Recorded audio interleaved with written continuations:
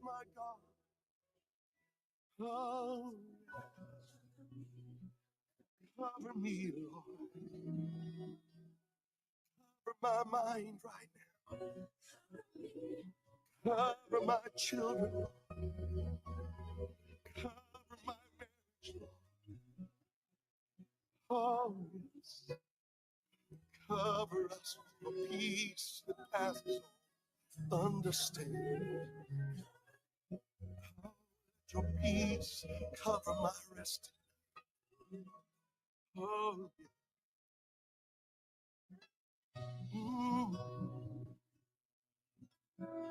sweet Jesus. I'm just hoping that, of course, as we played this song and we got this prayer from Pastor Rodney, I would want to reflect on our lives moving forward.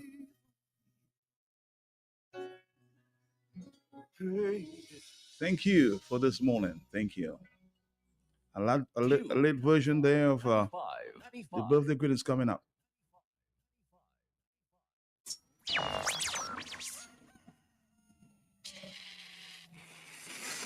Tune in every morning for The Hot Seat on Q95. The latest happening event, breaking stories, and behind-the-scenes in-depth investigative reports. Stay locked for more fair and balanced talk on The Hot Seat on Q95, the big station.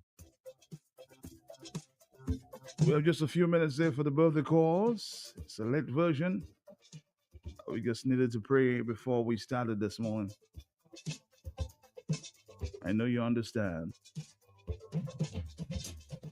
It's the 8th wedding anniversary of Rainwald Smith and Devon Smith up there in Grenada. Greetings from your mom, Regina, brothers Sean, Kevin, Gifford Jr., and their families and sisters, Thelma, and family, wishing them God's blessings and many more years of marriage. Also, greetings coming from the entire Newton family, especially Auntie Bessie, wishing them long life together and God's blessings. Day in your celebration, all over my mind. That there ought to be a time. Good morning to Cheryl Francis in St. Lucia this morning. Wishing you long life, health, and strength from Justina. We love you. What could be more perfectly than to have a world party on the day you came to be? Happy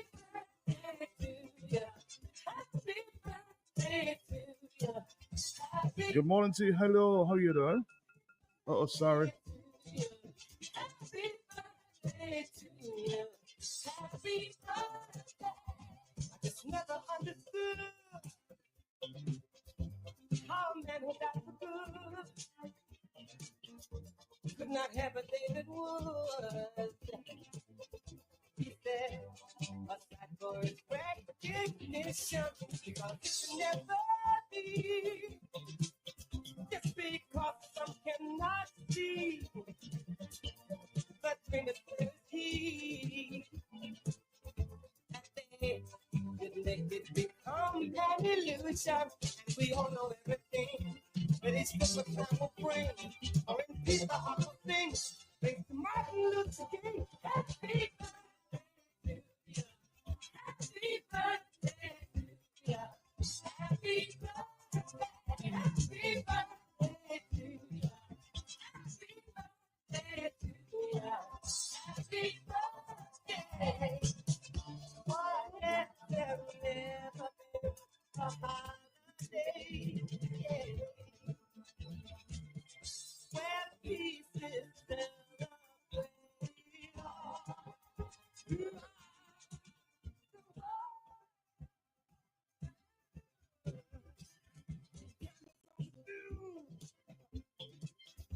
People like me and you, who know the way through. Good morning to Laura. I know your birthday is tomorrow, but I want to send advance birthday greetings to you, Laura, and the BVI Totola. I know you're a side of a twin, so I'm saying happy birthday to both of you tomorrow. From Fat Boy, lots of love. Have a great day when it comes along tomorrow. Laura, the BVI. From Matt in the morning. Hello, talk to me on the telephone, yes? Uh-huh. Morning to you, morning. Thank you. That was a very good thing, And I want to say thank God for making us to the last day of the year. Mm-hmm. We give thanks to God because we have a lot to be thankful for. Then I want to say happy anniversary to Rain from coming from the Master crew. And I'm just say good morning to Hiram Anthony and Wesley Anthony in the Burns. And to tell them good morning and love them, Claudia Virgin and in Dominican, everybody who hear my voice, blessing on the rest. Now take care of yourself, love you, and do have a blessed day and Happy New Year. Take care of yourself, love you, bye. Happy New Year too. On the telephone, hello, good morning. Yes? Hello, Matt, good morning. Morning to you. Morning. Yeah, season greetings to you, and I want to wish you and your family all the best for the new year.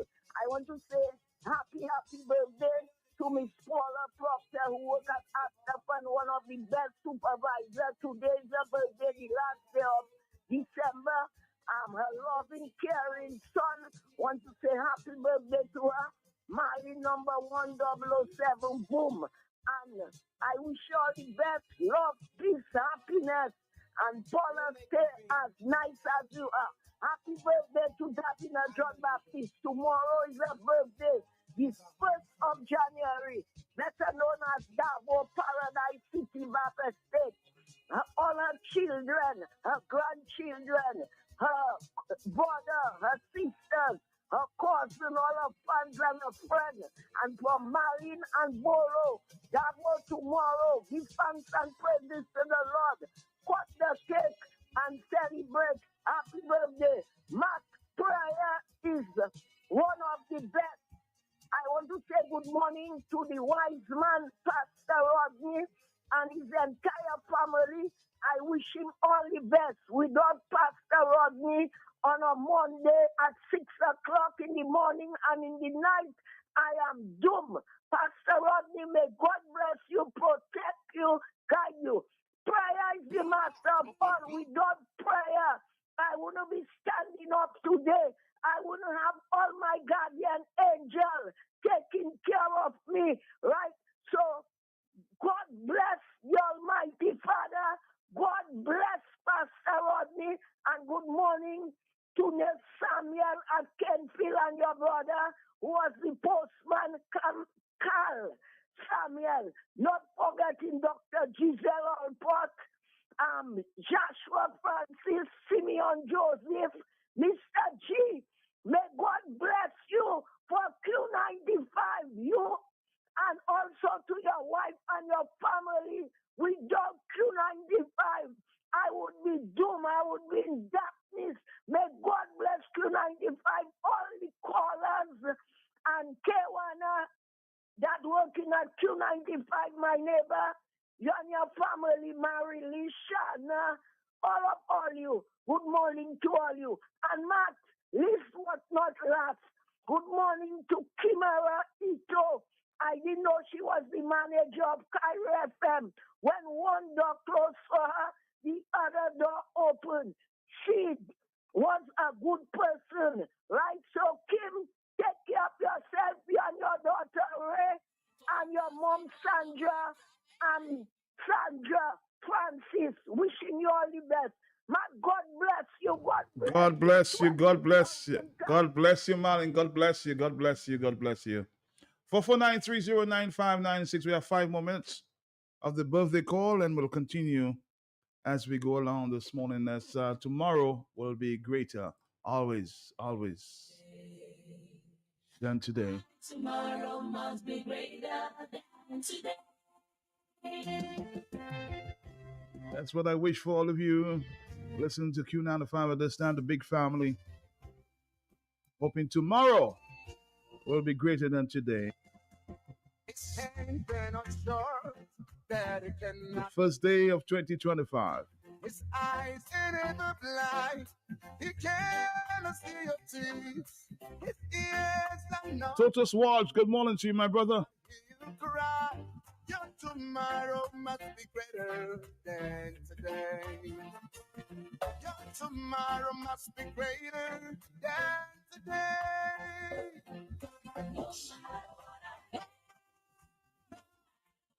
Tomorrow I come my way.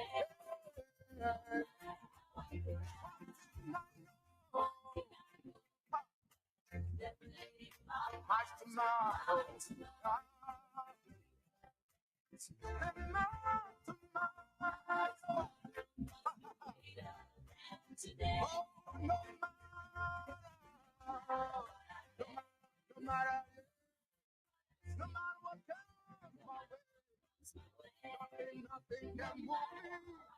So I say no, no. Thank you, Jesus. My tomorrow. Say my tomorrow. Hallelujah.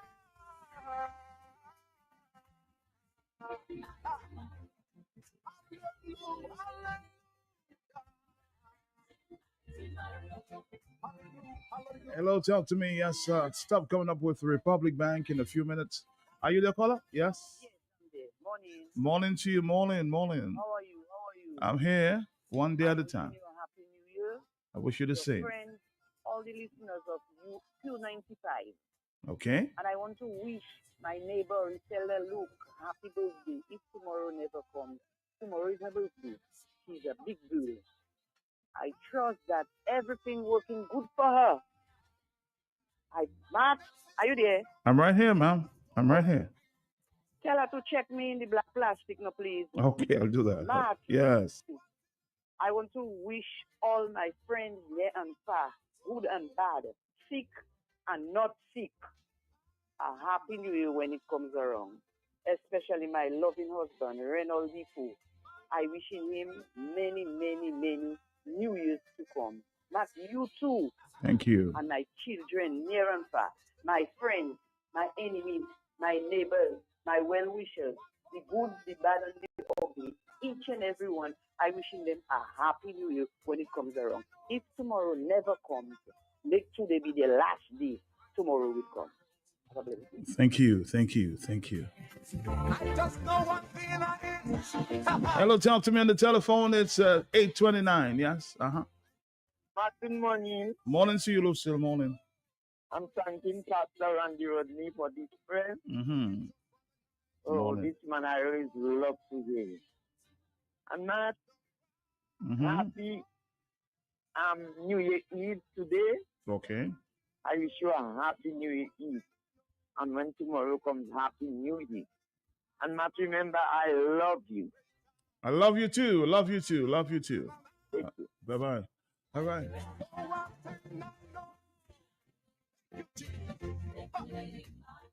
Morning to Maureen and Perry Fagan and also Roy Royer, Junior and wife Pauline. Thank you very much. The last day of the year, we wanted to stay safe and take care on the road. A lot of mad people driving the road. Say hello to your parents for me, Matt. Okay, thank you. Tomorrow would have been the 100th birthday of Mr. Roy Roy. God bless you. Rest in peace.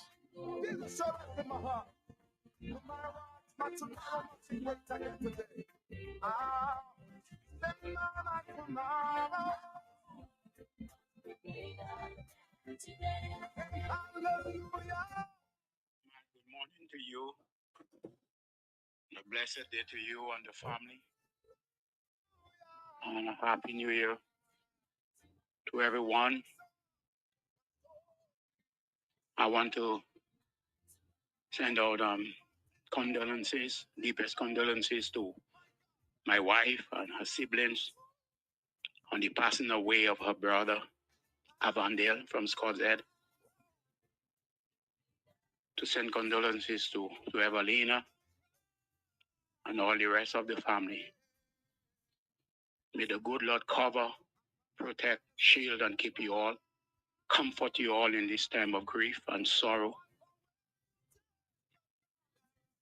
And I lift up my country before you, O God, asking you to bring deliverance and healing and prosperity upon our little island of Dominica. Father, thank you for taking us through 2024.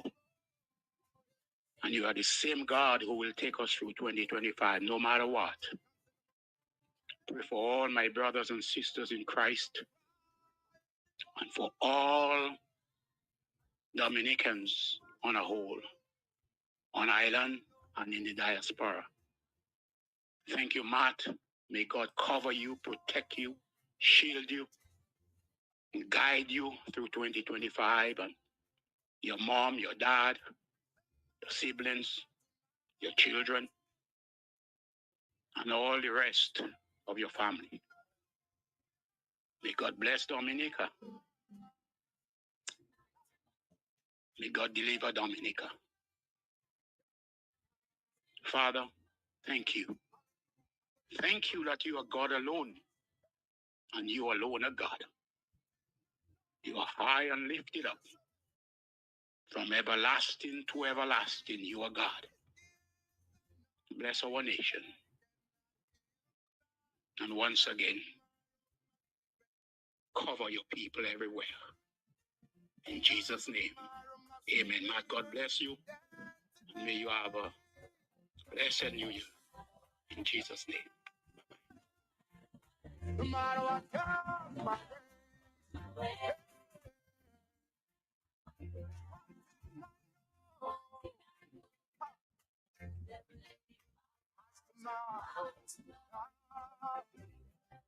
Again to Mr. Totus Walsh. Boots on the ground, blessings and more love to you, bro. On the telephone, hello, talk to me, yes? Hello. Good morning. Morning to you, how are you? I'm good. How are you, Mark? Trying my best.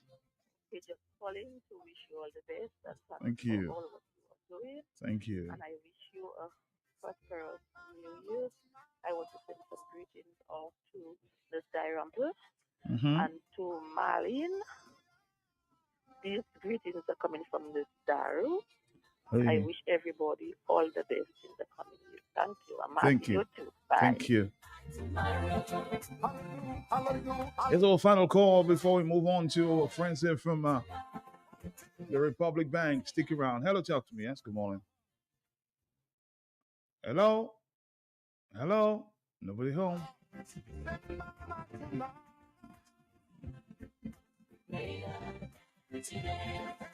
Somebody still trying to call in there. Hello, yes? Because it's the final day. What's that? Right? She got her leg broken and she was at the hospital. She's one of the best workers by stroke. Shannon Dandoben, I want to wish her speedy recovery. Matthew doctor by stroke. Every day I cry. And let me get a pleasant good morning to Mrs. Francine Hamjata. I want to tell her, keep up the good work. Nobody can do it better than her. And Miss Connie Bertrand, Miss Henderson, Miss John, and my two Rasta boys, and the security that live in Parish Augusta. I want to wish them all the best. Hillary Taylor, River Street, Upper Lane, my neighbor, George Lady Light, and Keon Kishon. Hey, Miss Darrow, good morning to you and your husband. I wish you all the best. And Ned Shaw and her brother, Sugar's Bad Restaurant in Kingsley, Miss P and her husband, and Miss but not last, and Miss Joseph, and Miss Guy, and Ma Walsh, and Abigail, and her three daughters. All right, Marlon, this is it. We have to go, huh?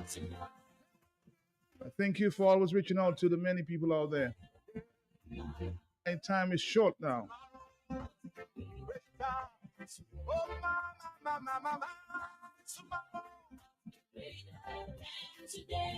Q95, 95.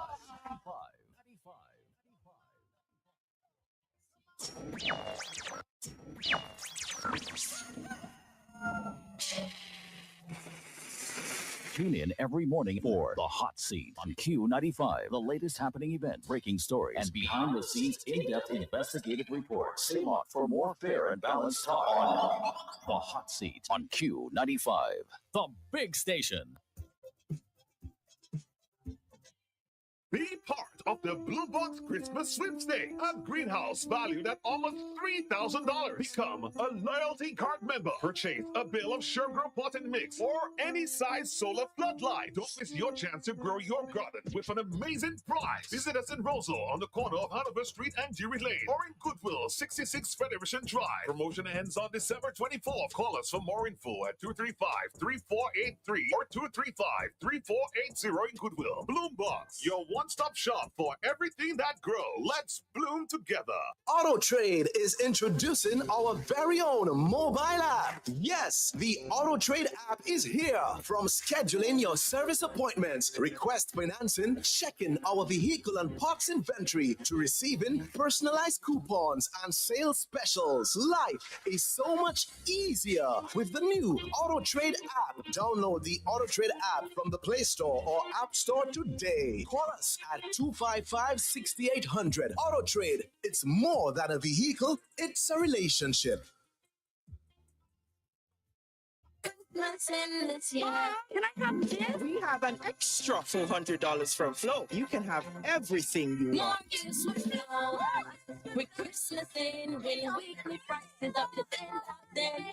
Sign up for a postpaid bundle or a private. We Christmasing with free groceries from Flow. Plus, a chance to win weekly prizes and up to $10,000 cash. Head over to your nearest Flow store or visit discoverflow.co. Flow, we Christmasing. Okay, Max, if I'm going to steal Christmas this year, I'll need a smart TV to keep an eye on the who's, a smartphone to call for backup, cash, and a stove to bake this ham. Seriously, I can get all this for free if I signed up for Flow. We're Christmasing with thousands of gifts even the Grinch would love. Sign up for a postpaid mobile bundle or high-speed broadband and win big every week. Visit discoverflow.co now. If you know your favorite store, dial it now. 612-1253. That's Mega Deals. You can rely on Mega for some real deals on name brand clothing and electronics. High quality, low price. We are a wholesale and retail store located in Calabishi, right on the main road. Check us out on Facebook, Instagram as Mega Deals Dominica. Like our page. Check out our stuff. Call us. Visit us. Would appreciate that. Come try it on. Love it. Buy it. At Mega Deals, your one and only online and brick and mortar store. Mega Deals is also on wheels. We make it convenient for your shopping. We deliver straight to your door. Email us at info@megadealsda.com. Rely on Mega Deals for some real deals.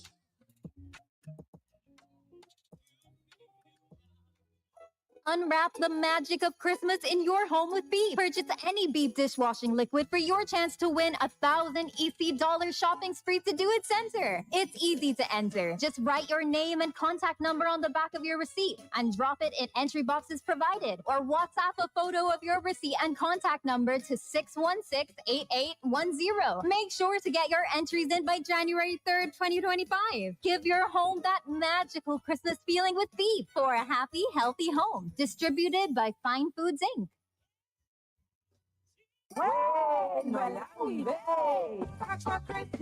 First Mark, have a classic Christmas. Caution carry, have a classic Christmas. 1,000 to a classic Christmas. Then giveaway, have a classic Christmas. When you shop at Fresh Market, best price and cash and carry, you get the chance to win over $10,000 in prize. A classic Christmas for sure. When you spend 100 or more, just put your name and number Underneath it, you'll be sure to enter the draw. We ask for Christmas. Have a classic Christmas. Somebody who creole, like baby creole.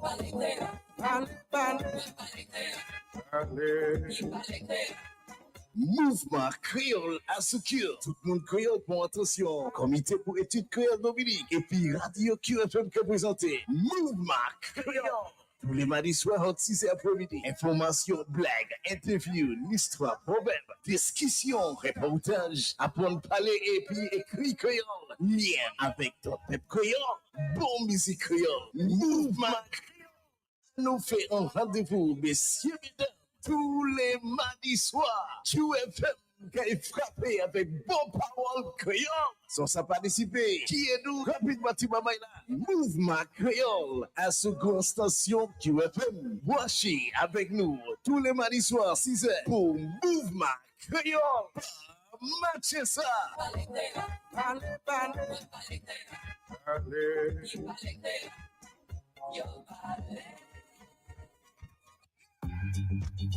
There's smooth.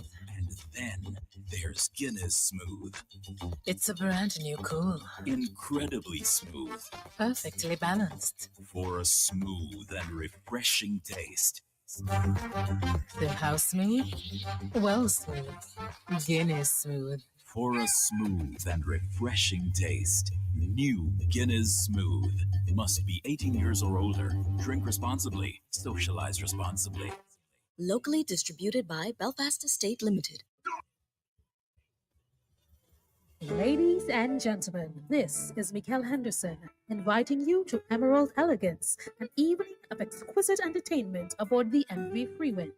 On January 8th, 2025, the Freewinds Band and I will present a benefit concert in aid of the Dominica Infirmary and the Premium Home and Residential Care Services. Tickets are $75 each and can be purchased at Deepex Color Lab on Cork Street in Roseau. Do join us on January 8th aboard the MV Freewinds for an unforgettable night of music. You don't want to miss it.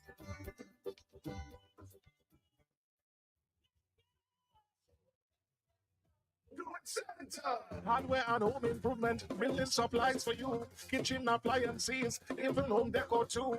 Lumber, lawn, all your garden supplies, plumbing, welding, electrical supplies. Visit Do It Center at the former Jane Hassett Hardware location on Goodwill Road. Call us at 255-6890. Do it, do it, do it, do it, do it, do it Center.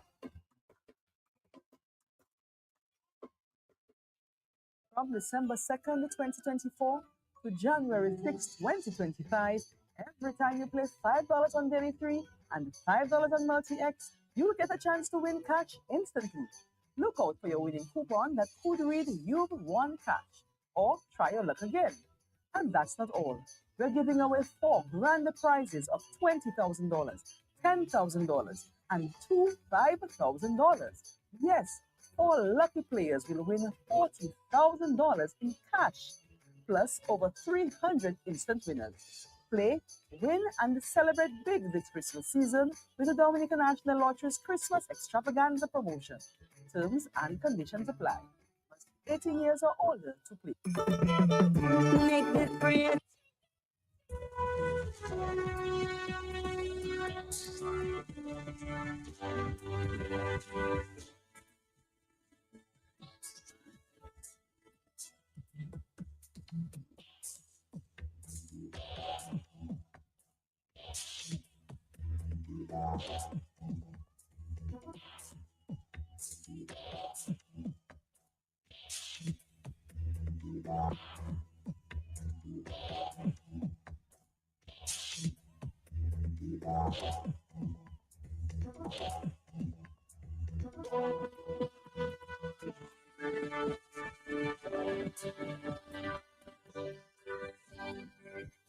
Good morning again. We're standing by to, of course, join our friends here from Republic Bank in a minute. In the meantime, let's say condolences to the family and friends of Joyce Sylvester of St. Joseph, who passed away on December 7th, 2024. Joyce was a strong supporter of the United Workers' Party and Q95 Radio. Our favorite programs were Kingdom Connection, and the UW programs. May she rest in peace.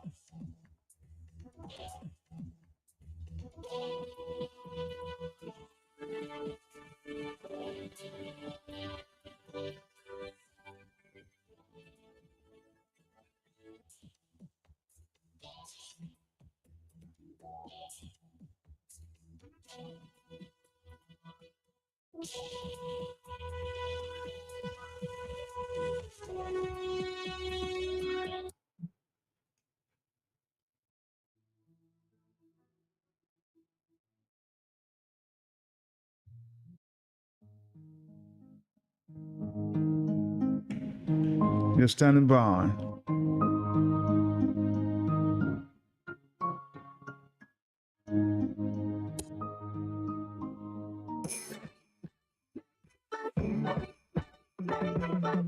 Make this Christmas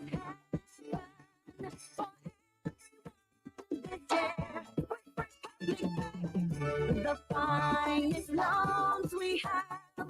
It's where the Christmas share with Republic Bank. We can make your dreams come true. Like magic shit will appear with Republic Bank. Make this Christmas happen with Republic Bank. Republic Bank. We're the one for you. Make this Christmas happen.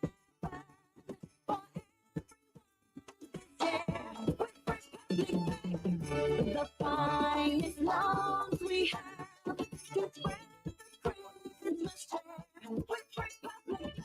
We can make your dreams come true. Like magic shit will appear with Republic Bank.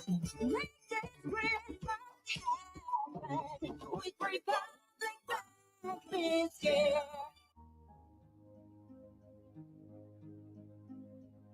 I think I was able to connect there with Mr. Green this morning, Stanley Green from the Republic Bank.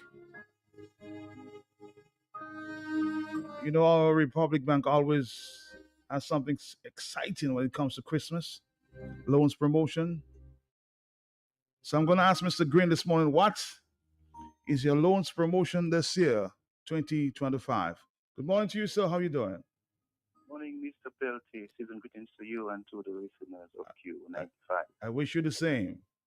Thank you very much. Thank So you. Public Bank has launched its Make Your Christmas Magical campaign starting November 1st and runs until January 31st, 2025. The campaign is open to both our retail and commercial customers. And we at Republic reminds everyone that your dreams are within reach, especially during Christmas time. Wishes can come true when you make your Christmas magical with Republic Bank. Tell me, Mr. Green, what kind of loans are you included in the Make Your Christmas Magical campaign?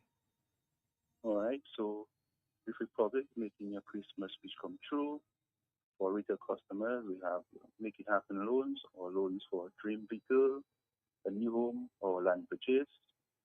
For our small business customers, we have attractive rates, flexible terms loans up to $50,000 unsecured when you bundle at least 3 or more of our products or services. Are there any special prices for customers who take out a loan during the campaign? Yes, there is, Mr. Peltier. So for retail customers, automatically you get a chance to win, that is $1,500 shopping spree in November, December, and the grand prize, a 5-night cruise. For our small business customers, we have attractive and flexible terms, get up to $50,000 on secure financing, and a 10,000 cash injection for one lucky business customer, which can go towards boosting operations, upgrading equipment, expanding team, or increasing the holiday inventory. A chance to get a business that lifted needs. So the MSME customers, what's there for them? So for the MSME customers, As I said before, we have the attractive and flexible terms. You can get up to $50,000 unsecured financing and a chance to win $10,000 cash injection. That injection can go towards upgrading equipment, expanding your team, increasing holiday inventory. Now, the next question is how easy it is for retail customers to participate in this promotion. It's quite easy, Mr. Peltier. All our retail customers have to do is apply for a Make It Happen loan for a vehicle, or mortgage, or land, and you get a chance to win automatically and draw the draw. For our small business customers, once you bundle at least free products or services, you get attractive rates and flexible terms. We offer up to $50,000 unsecured financing, and that person, businesses, are eligible to win $10,000 cash prize. Now, tell me, the Make Your Christmas Magical promotion, is it the only exciting customer after offer, happening here in Dominica? We are really paying special attention to our Dominica small business and medium business community to take advantage of Republic Bank services and enjoy attractive rates, flexible terms, and obviously you get financing up to $50,000 unsecured. If you are a business customer and you wonder, you enter a chance to win and to make your Christmas magical prizes. So where can customers go to apply or learn more about this Christmas magical campaign?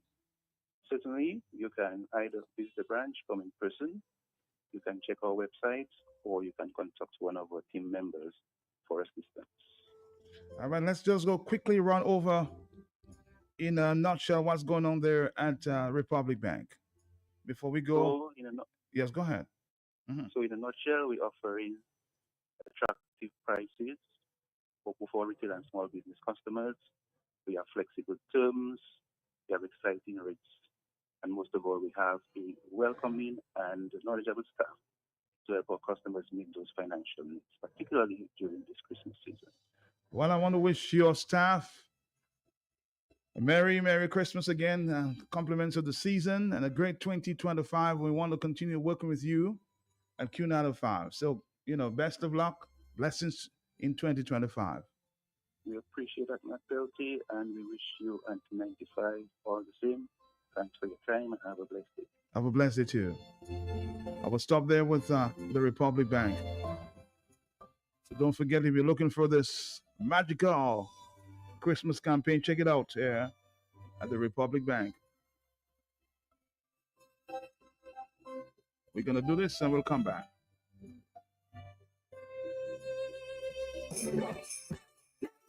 Make this Christmas happen for everyone this year with Republic Bank.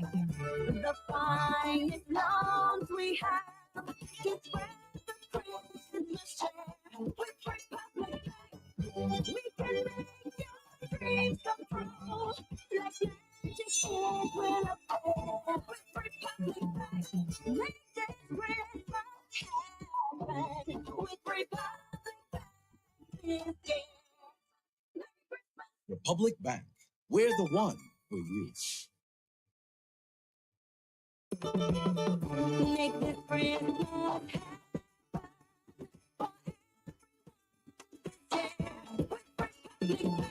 The finest loans we have to spread the Christmas cheer with Republic Bank. We can make your dreams come true. Like magic is will appear with Republic Bank. Make this Christmas happen with Republic Bank this year.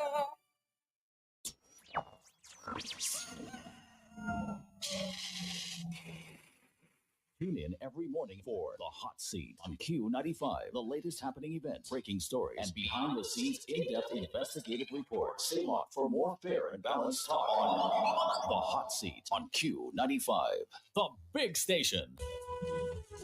At this point in time, I'm going to present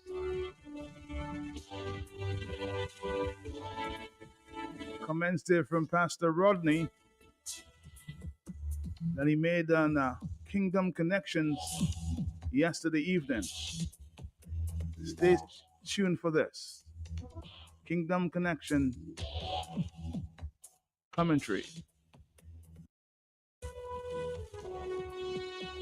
Ladies and gentlemen, I want to begin our talking points commentary this evening by firstly saying that as far as I'm concerned, and I'm hoping as far as most of you are concerned, the fight for an equitable playing field in electoral reform must continue. The government went to Parliament and had the first reading of a bill, from what I've read, that is not satisfactory. Despite what Prime Minister Skerrit said, it is not satisfactory. There are critical areas that do not meet the satisfaction of all the documents, sir, that you have received. And I'm not talking about the calls you get from your supporters overseas to say they want to vote in that country, because we shouldn't allow that to happen. We shouldn't allow people who are having their mortar in their country decide to put a government on us. This is immoral, absolutely immoral. And I don't care if you're my family and you're one of those people who want to vote here. It is immoral for you to be able to go to Walmart and wherever you want and do what you want, and your basic wage pay, your minimum pay is greater than our maximum pay, and then come down and put the government on us. It is immoral. Okay, it is totally immoral. It's unfair. And if Dominicans want to allow that to happen, then crap will smoke your pipe. Okay, but as much as I have breath in me, I will keep talking about this. So this must be redone. Ça pas bon. This reconfirmation exercise that you'll have in the bill is not right. It's not currently legal, and it is not moral. Absolutely not fair. You are only doing that, sir, to maintain the re-election legacy of the Skerrit Party, not in the Labour Party. The Labour Party, as I know it, Labour Party would not do that. So you're trying to maintain the legacy of the Skerrit Party, which is terrible. So take that out. The second thing is we must have a modern identification card. And when I say modern, I mean modern. This garbage that somebody spoke some time ago to say, if you give your fingerprints, you're a criminal. They sort absolute stupidness. You speak that to people who are not born yet, right? Because every blind person knows differently. Okay? We need to make sure that that is done. The list must be an absolutely cleansed list by a re-registration, by the example of what happened in our neighbor in Antigua with more people than us, and they achieved that in 3 months. And we have been saying that for years now. And you're not listening, or you refuse to listen. One of those days you will listen. I am sure about that. Let glow pass if I win. One of those days, when people feel the pain and the squeeze that they continue to feel, you will listen. You're bound and compelled to listen. Now, the Electoral Reform Coalition has been doing its best to get a peaceful resolution to this. Before that, we had the group in 2019, and that was the objective. Mr. Skerrit and his cabinet of ministers decide that he will not listen to anybody but himself. One of those days, when the Electoral Reform Coalition, as it is now, will not be able to appease the people anymore, Mr. Skerrit, then everything that happens in the country will be your fault. It will be squarely on your shoulders. It will be your responsibility, and you will have to face the gallows for it, because it will be you not listening to the people and doing what you want to do. Right? And remember, I said so. And Mr. Valerie, don't come and talk to me about whatever you call it now. Okay? That's just the fact. What you sow, you'll reap. The consequence of your action will bring what you're looking for.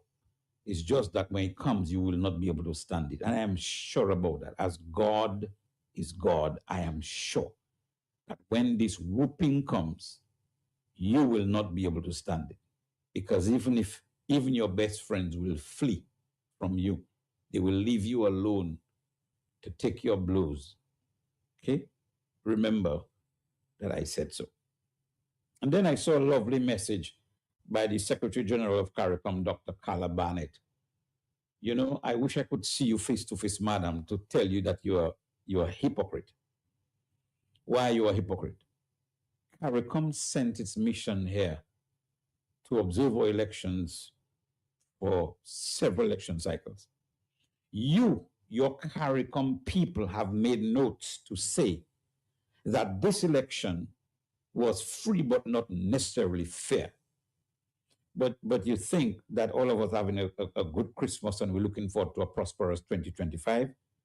You might be doing that wherever you are. In Dominica, we can't talk about that. In Dominica, we're living in fear that this totalitarian regime will secure itself a forever election in Dominica that is not democratic, right here in the middle of the Caribbean basin, in CARICOM mouth. And to make bad matters worse, CARICOM leaders are supporting this prime minister in his despotic act of staying in power. That is unacceptable.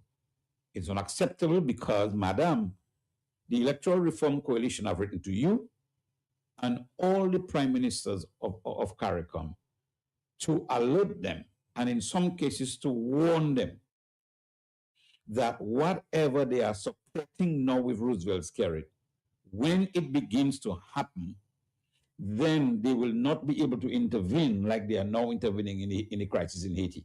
That's all you're doing. You all don't know how to solve problems. You all want to out fires and then applaud people creating the fires and then turn around and try to out it. Okay, one of those days, the fire will catch under all of you. You, Dr. Carla Barnett, as Secretary General of CARICOM, at least, at the minimum, you should have been able to write to Prime Minister Skerrit and carbon copied ERC, who wrote to you to say, thus and thus, based on our observation, something must be done. If you can't do that, keep your congratulations, as far as I'm concerned, for yourself. We don't need it. We will have to fight our own battle from here as much as we can. Okay? Now, I saw over the wires that Trinidad is in some trouble. Oh, Trinidad has always been in some trouble, and I wish that I had the ear of Dr. Francis Sebre, so he could give me some statistics on that. 600 and something murders in the year. Now they have just instituted a state of emergency. And according to the acting minister, the state of emergency is for the criminals. So you're not having a curfew. They're having a state of emergency for the criminals. In essence, what that means is that they suspect you to be a criminal and they will deal with you. Okay? There is no bail for you. They don't have to get a warrant to enter your premises or to search you. Once they suspect that you're one of those walking around with an AK-47 or any like assault rifle, then you will be under the gun. And I suspect that he didn't say that, but my reading into the conversation is, if you're trying to pull it on them, they will kill you before you hold the gun. Okay? They are trying to curtail a problem that didn't just happen. I told you a few weeks ago that the Antiguan Prime Minister began a process of solving the problem that he has in Antigua with gang violence. And the Antigua one, if you ask me, is a worse seed because these gangs are teenagers. Okay? And he felt very wisely so, and I do not support I mean, I don't have a horse in the race in Antigua. But Mr. Gaston Brown felt that he had to call in everybody, the evangelicals, the Roman Catholics, the Seventh Adventists, to help him deal with this. And he gave them the wherewithal to deal with it. Okay? Because he reckons that it's a socio problem that needs the attention of everybody. It's not like our prime minister who feels that he's monarch of all, he survey, he's major, and he can do what he wants and everything will go well because you say a few lies, you say a few things, and everybody go quiet. This prime minister decided he would call everybody. He didn't handpick labor rights to come, and I know that because I've been in contact with the people in Antigua. Okay? He called everybody on board. And eventually, when they had this gathering after a match, right, the minister responsible brought on the leader of the opposition on the same platform so that the people could see that they had one united front on this violence issue. One of those days, Mr. Skerritt, it's going to bite you because you are dividing the country. You are the person inciting this division and violence systematically in the country. And then you call the police to stand by you. One of those days, it's going to work backwards. And that's my brother, is not, you can't calculate that. This is spiritual. You can't calculate. It's going to bite you if you don't do something about it. And I suspect you can't do anything about it now because you are so entrenched in this thing that is above your head. But I ask, the rest of the people around you need to think. Le bab kamawadu pidifi ponglo wuze sao. But because what you're doing now is provoking people into a state of anarchy in what should be a peaceful country. And that provocation, my friend, will get to a boiling point one of those days when you least expect it. And then finally, let me wish all of you a very happy new year. I hope you had a great season, and I hope that all is going well with you. Like I said to you some time ago, whether it's balau you had, or, a little piece of pork your neighbor brought for you, whatever it is, have a good season. Your Talking Points commentary for tonight. Thank you, Pastor Rodney. Well, we're hoping that the Prime Minister listens to the people as it relates to electoral reform.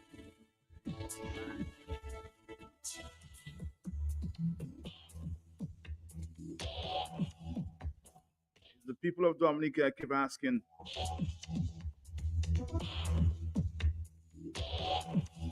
will the Prime Minister give a genuine electoral reform, as just explained there by Pastor Rodney? We've already had the first reading, not too much pushback. We'll see what happens. Let's take a phone call. Are you there? Matt? Yes. That was well said, eh? Well said, yes. Well said. Boy, this man should be inside somewhere, people. Well, they say if he doesn't hear, he will feel. That's the message I got there from Pastor Rodney.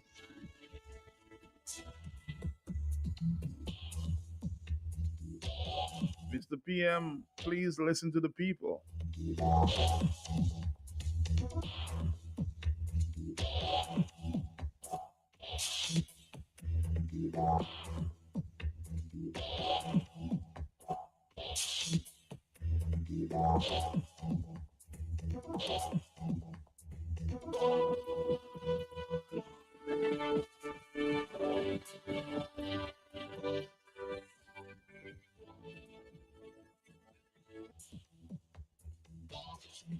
And we will stop with the Muslim story just coming up in a few minutes. 449-30959.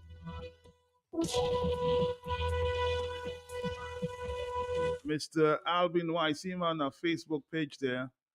A note, Matt, who's the people? I don't know if the people includes you, Al, because you're totally opposed to electoral reform. It's clear, right, Al? Hello, talk to me on the telephone, yes? Love life like we'll enjoy, gratitude, courage, and the sacrifice. Mr. Pelty, blessings to you and your family, sir. Blessings to you, blessings. I give thanks. Matt, what's the name? Carla Barnett, the From chairperson of CARICOM. CARICOM, yes. Matt, long I won in Dominican. And Matt, these people are jealous of scary. What they cannot do in the country, Matt. They wish the people were like Dominican, with that level of tolerance in our stagnated state, Matt. We are not moving. It's like water in a bowl. You know, you would have to drop a pebble or some object in it for the ripples to, take effect. But a boulder will be dropped in that bowl. And it's not just a ripple. Let it be a flood, Matt. It is sad, Matt, to see the state of affairs in this country and the churches, the ministers of religion, Matt, can maintain the persistent silence and carry come and carry go and all of them, Matt. America is just too busy in its head in every form of madness. That's why they may not have paid too much attention to Dominica. Or are they, Matt?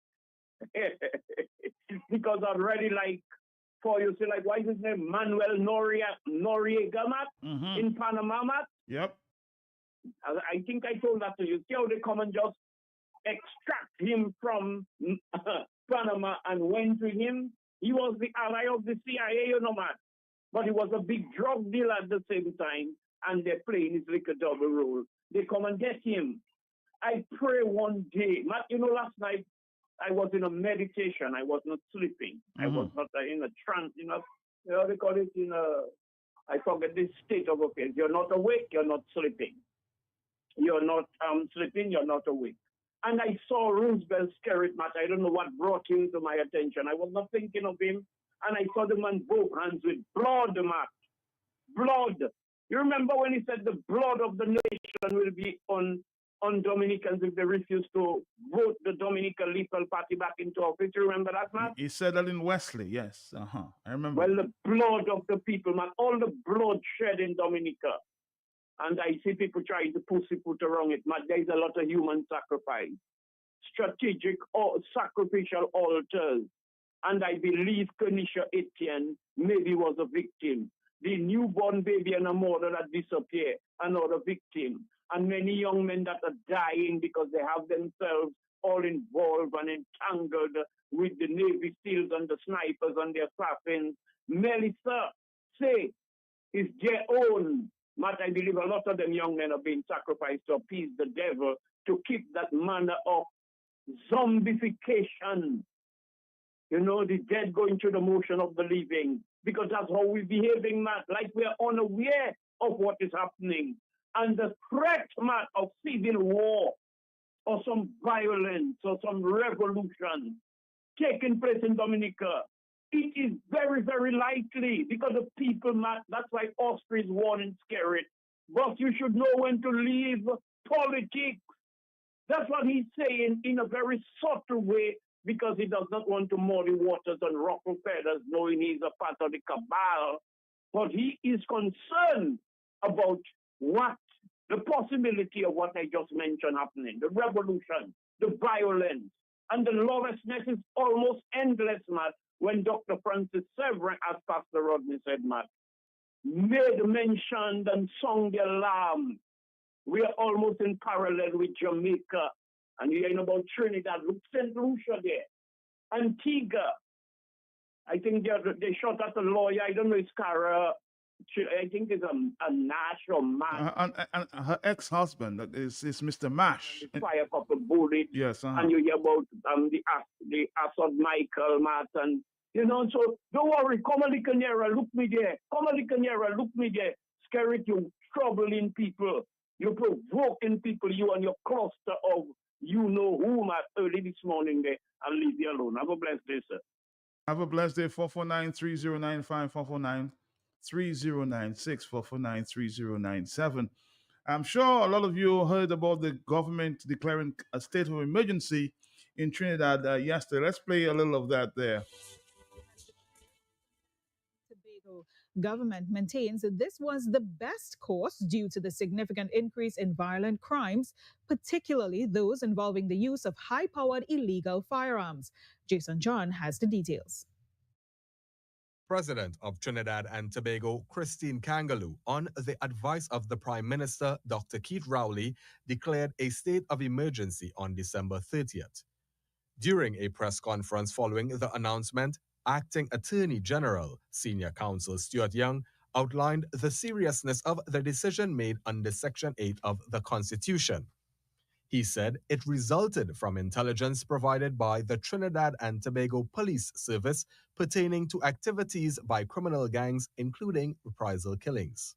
The criminal gangs, via the use of high-powered assault weapons and other illegal firearms in areas of Trinidad and possibly Tobago, are likely to immediately increase their brazen acts of violence in reprisal shootings on a scale so extensive that it threatens persons and will endanger public safety. The acting AG reiterated that there is no intention at this time to enforce a curfew. He said the target of this national public state of emergency is those who engage in activities with criminal intent of endangering public safety through the use of illegal firearms. The police service will be given the powers to search premises without warrants, to search persons without warrants who they have suspicions of carrying out criminal activities, a lot of it associated with illegal firearms, and also to detain persons for periods of time. The regulations are setting out the process and the procedure. We're going to have a 48-hour holding period where persons can be held under these regulations. Thereafter, either a magistrate or a senior police officer can make an order of detention for another 7 days whilst evidence is being gathered with respect to persons held under the state of emergency regulations. Giving probable cause statistics from the TTPS, Minister of National Security Fitzgerald Hines indicated as of December 26th, there were 551 incidents of murder with 614 victims. He further explained that 93 of them were incidents with more than one victim. There were 33 double homicides, 8 triple homicides, 4 quadruple homicides, and 1 quintuple homicide, all of which contributed to the declaration of the public emergency. It will give the police service, supported by the defense force, the leverage to fight back against these trends on your behalf, the law-abiding citizens of Trinidad and Tobago. The way the regulations are going to be structured, as you would have heard Minister Young elucidate, are intended to deal specifically with the lawless and the lawbreakers. Members of the public are being urged to rely on 3 main sources of information to decrease the possibility of misinformation: the Office of the Prime Minister Communications, the Ministry of National Security, and the Office of the Attorney General. Jason John, TTT News. The Tobago House of Assembly has described the proclamation of a state of emergency as a knee-jerk reaction. Following the announcement on Monday, Chief Secretary Farley Augustine held a press conference. Here's more. Chief Secretary Farley Augustine believes the country needs more than a state of emergency to tackle the issue of crime. At this point, we are not very confident that this will result in any meaningful change in direction or change in what will happen, save and except that the police will now be empowered to arrest people by circumventing some of the usual human rights issues that are enshrined in the Constitution. So that should give the police an advantage. Mr. Augustine highlighted this year, 2024, Tobago recorded the highest murder rate and to question the timing of government's decision to call a state of emergency. We trust and we hope that the security services will not, during this period, abuse their powers or abuse the authority now conferred upon them, and with the suspension of the constitutional rights of citizens of Trinidad and Tobago. So it means that we will require that the police officers, with these additional powers, that they be very judicious, that they be fair in how they manage the state of emergency. Mr. Augustine said he plans to meet with law enforcement agencies on these concerns and outline what support the THA can offer. The Tobago House of Assembly's Minority Council has expressed their support for the government's decision to enforce a nationwide state of emergency. The government's decision to declare a state of emergency is a necessary step to address this crisis head-on. I also appreciate the attempts to strike a balance between ensuring the safety of citizens and protecting the economy and the livelihoods of our people. But we must remain hopeful. The minority leader believes that amidst the inconveniences that may come with the regulations, citizens should recognize it is for greater good. He noted law enforcement agencies play a critical role in the success of this decision. This is a chance for law enforcement to step up and really go after those fueling the violence. At the same time, we must trust this move is part of a bigger plan to tackle the deeper issues driving crime, like our porous borders that allow illegal guns and drugs to flow in, money laundering that fuels gang activity, and the perceived lack of opportunities that many youths are citing as an attractive prospect for them in the life of crime. Carissa Douglas, TTT News. Thanks, Carisia. The Trinidad and Tobago Chamber of Industry and Commerce has expressed its support for the declaration of a state of emergency, stating that it is a necessary measure for the public's best interest in light of the ongoing crime crisis. However, it emphasizes that the SOE should not be seen as a standalone solution to the country's crime problem. In a media statement, the TT Chamber described the SOE as an opportunity for national security forces to address the situation head-on with the hope of restoring some degree of normalcy to our society. The organization stressed that while it is an important step, the state of emergency must be part of a broader strategy for combating crime. The TT Chamber reiterated its commitment to support national efforts to tackle the crime issue and called on all stakeholders to collaborate towards creating a safer country.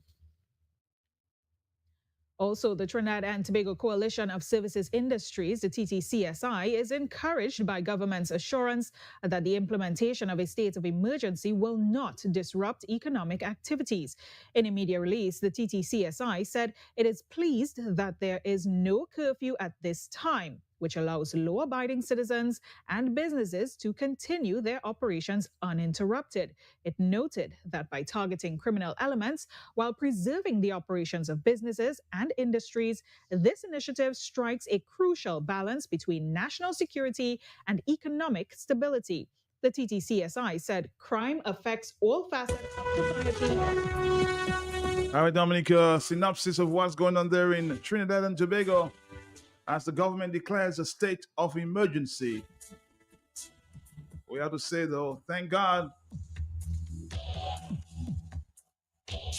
that our murder rates are under control and not that high, huh? I think Dominica is still a peaceful country.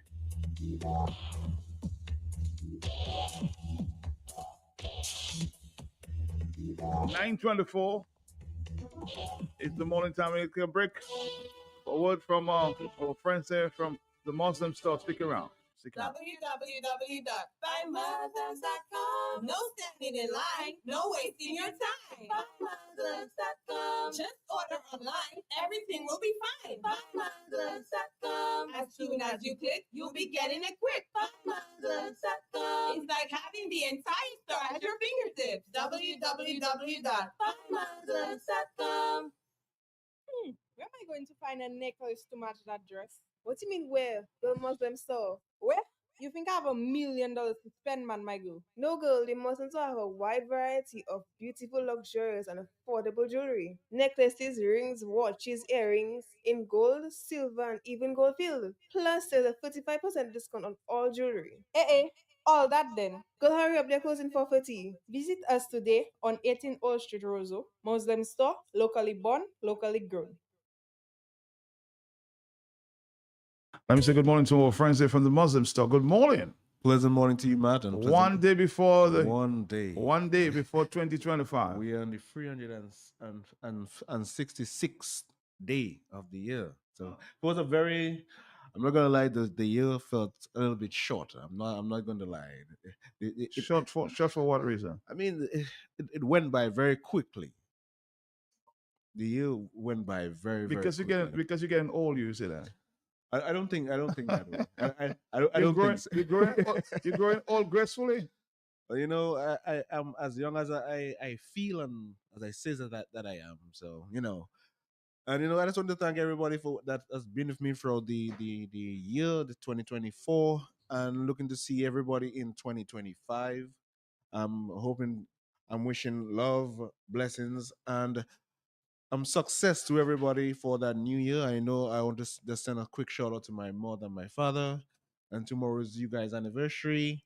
Hope you're just sending out some love and appreciation to my parents. And you know, the Muslim store, the last day of the year and the last day for all the listeners to take advantage of all the good deals that we have at the Muslim store. We just also want to thank all the public for patronizing all the sales that we had this year. You know, Black Friday, we had the sale in the summer. We had a sale for we still have sale ongoing right now. I want to thank all the listeners for being here for us. And that's why we try to be here for our customers as well. And that's why we still have our last day for all the good sales that's happening at the Muslim store. I just want to just take the time today to just let you guys know of all the deals that we still have ongoing today, and our closing time actually is 5:30 today. So we open at 8:30 this morning and we close at 5:30 this morning, so customers have a lot of time to come on down and take advantage of all the good stuff that we have at the Muslim store, either be the homes department, the engineering department, and the appliance department as well. And as I said today, I just want to start off with the homes department, where we have a lot of good things. And when you think about our homes department, you think about decorating your home in the entirety. If you're looking stuff for your bedroom, you're looking for stuff for your kitchen, you're looking stuff for your bathroom, also your living room as well. We have everything that you may need for those sections in your house. And and as I said, we have sale today. Take advantage of the sale that we have going on today, because right now and for the last day of the year, we have 40% on all of our sofas. So if you're looking to change your sofa sets, you can come on down and get 40%. And we have a lot of different styles, a lot different colors, you know, different patterns to this match that feng shui. I'm stepping to the new year, some new look. So take advantage. If you're looking to get a sofa, you can get a sofa right now for 40% discount. Also, we have mattresses on sale as well. If you're looking to change your mattress, because we have different types of mattresses. We have the foam mattress, we have the quilted mattress, and the mattress that more best for your sleeping. We have the spring mattress as well, and we have them in different sizes. And right now, today, which is the last day, as I'm saying, you can get 30% on all your mattresses at the Muslim store. If you're looking for curtains, we have a lot of sale. We have sale going on right now on all of our curtains at the Muslim store. If you're looking for kitchen curtain, you're looking for bathroom curtain, you're looking for bedroom curtain, we have all of those as well on sale at the Muslim store. Trust me, guys. Come on down. We have some very, very nice curtains, and you can get them at a very, very good price. And I said it's the last day, guys. Also, if you're looking for stuff in the bathroom as well, we also have bathroom mats. If you're looking for a single bathroom mats, we have that as well. Or if you're looking for bathroom mat sets, we have those as well, and have them in different colors and different patterns to match your bathroom style.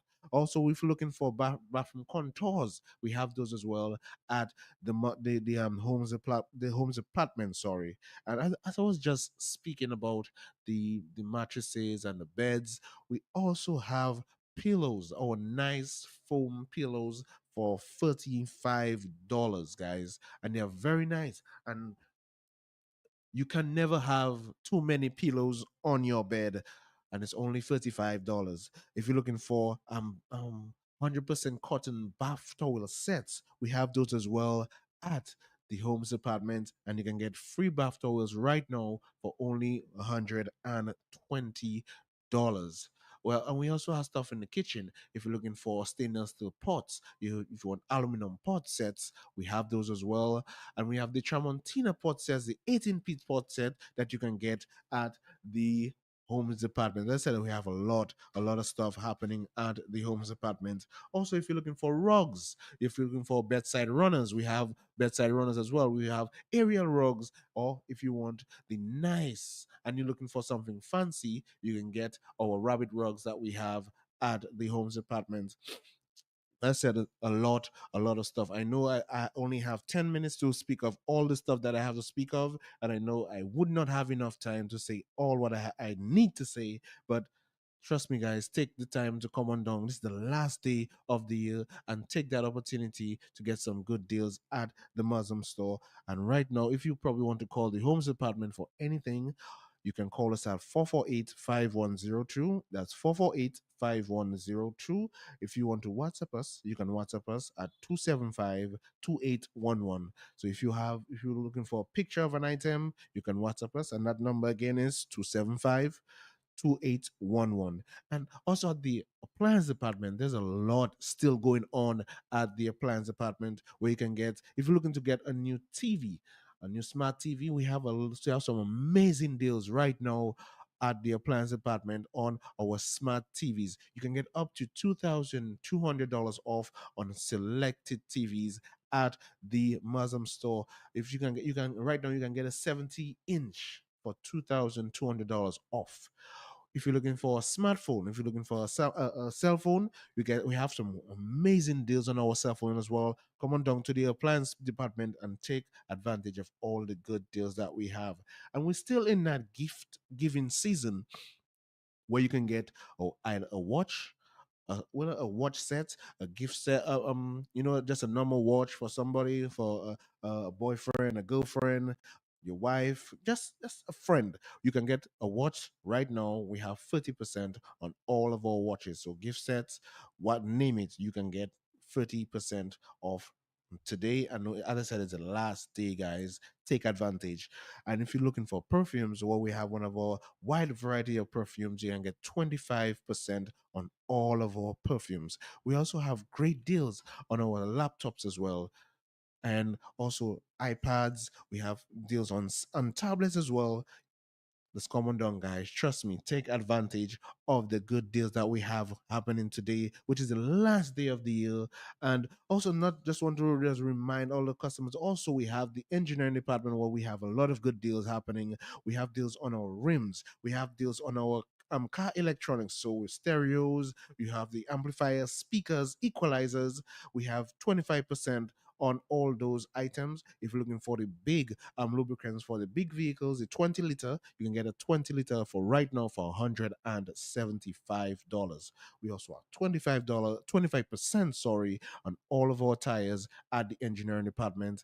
And as I said, guys, the last day of the year, we at the Muslim store you've been here for us, for the Muslim store. It wasn't for you guys, we wouldn't be the Muslim store. And we would just want to take that time, the last day of the year, to just give back to you, our customers, the good deals that we have at the Muslim store. Also, before I wrap up, I just want to remind all the customers that of our website, which is buymuslim.com, where you get everything 5% cheaper. So if you see something in the store right now, you can go online and get it 5% cheaper. It's buymuslim.com. If you don't know how to spell it, you can go on our Facebook page, and you can click the link on our Facebook page, and it will take you right to our website. And I just want to thank Matt and Q95 for having us, the Muslim store, having our program every Wednesday for the entire year. Also, this last program that we have for the last day of the year. I'm just so excited for the new year, for new things that I know we the Muslims are gonna give to our customers.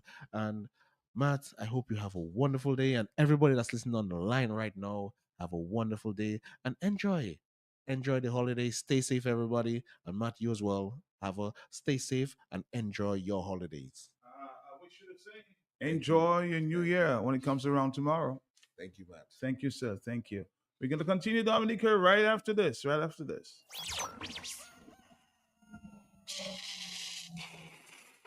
Tune in every morning for The Hot Seat on Q95, the latest happening events, breaking stories, and behind the scenes in-depth investigative reports. Stay locked for more fair and balanced talk on The Hot Seat on Q95, the big station. www.buymuslims.com. No standing in line, no wasting your time. Buymuslims.com. Just order online, everything will be fine. Buymuslims.com. As soon as you click, you'll be getting it quick. Buymuslims.com. It's like having the entire store at your fingertips. www.buymuslims.com. Where am I going to find a necklace to match that dress? What do you mean where? Girl Muslim store. Where? You think I have $1 million to spend, man, my girl? No, girl, the Muslims have a wide variety of beautiful, luxurious, and affordable jewelry. Necklaces, rings, watches, earrings in gold, silver, and even gold filled. Plus, there's a 35% discount on all jewelry. All that then. Go hurry up, they're closing for 30. Visit us today on 18 Old Street, Roseau. Muslim store, locally born, locally grown.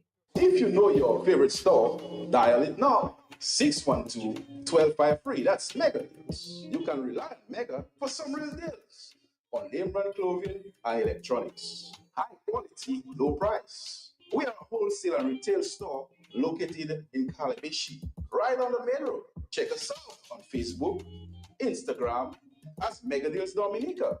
Like our page. Check out our stuff. Call us. Visit us. Would appreciate that. Come try it on. Love it. Buy it at Mega Deals. Your one and only online and brick and mortar store. Mega Deals is also on wheels. We make it convenient for your shopping.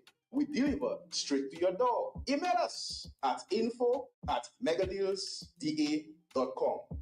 Rely on Mega Deals for some real deals.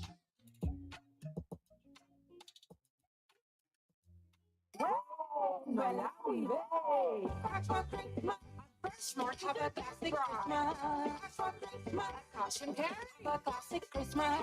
Christmas 1,000 have a classic Christmas. Giveaway have a classic Christmas. When you shop at Fresh Market, best price and cash and carry, you get a chance to win over $10,000 in prize. It's a classic Christmas for sure. When you spend 100 or more, then put your name and number on the receipt. You'll be sure to enter the draw. For Christmas. Have a classic Christmas. Ladies and gentlemen, I want to begin our talking points commentary this evening by firstly saying that as far as I'm concerned, and there's smooth. And then there's Guinness Smooth. It's a brand new cool. Incredibly smooth. Perfectly balanced. For a smooth and refreshing taste. How smooth? Well smooth. Guinness Smooth. For a smooth and refreshing taste. New Guinness Smooth. Must be 18 years or older. Drink responsibly. Socialize responsibly. Locally distributed by Belfast Estate Limited.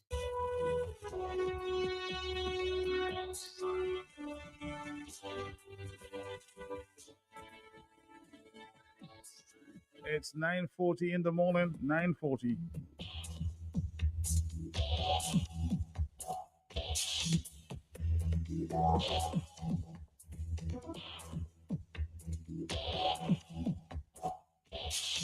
I'm having a little debate there with a friend online there. As I said, Dominica is still a relatively safe place. Would you agree or disagree?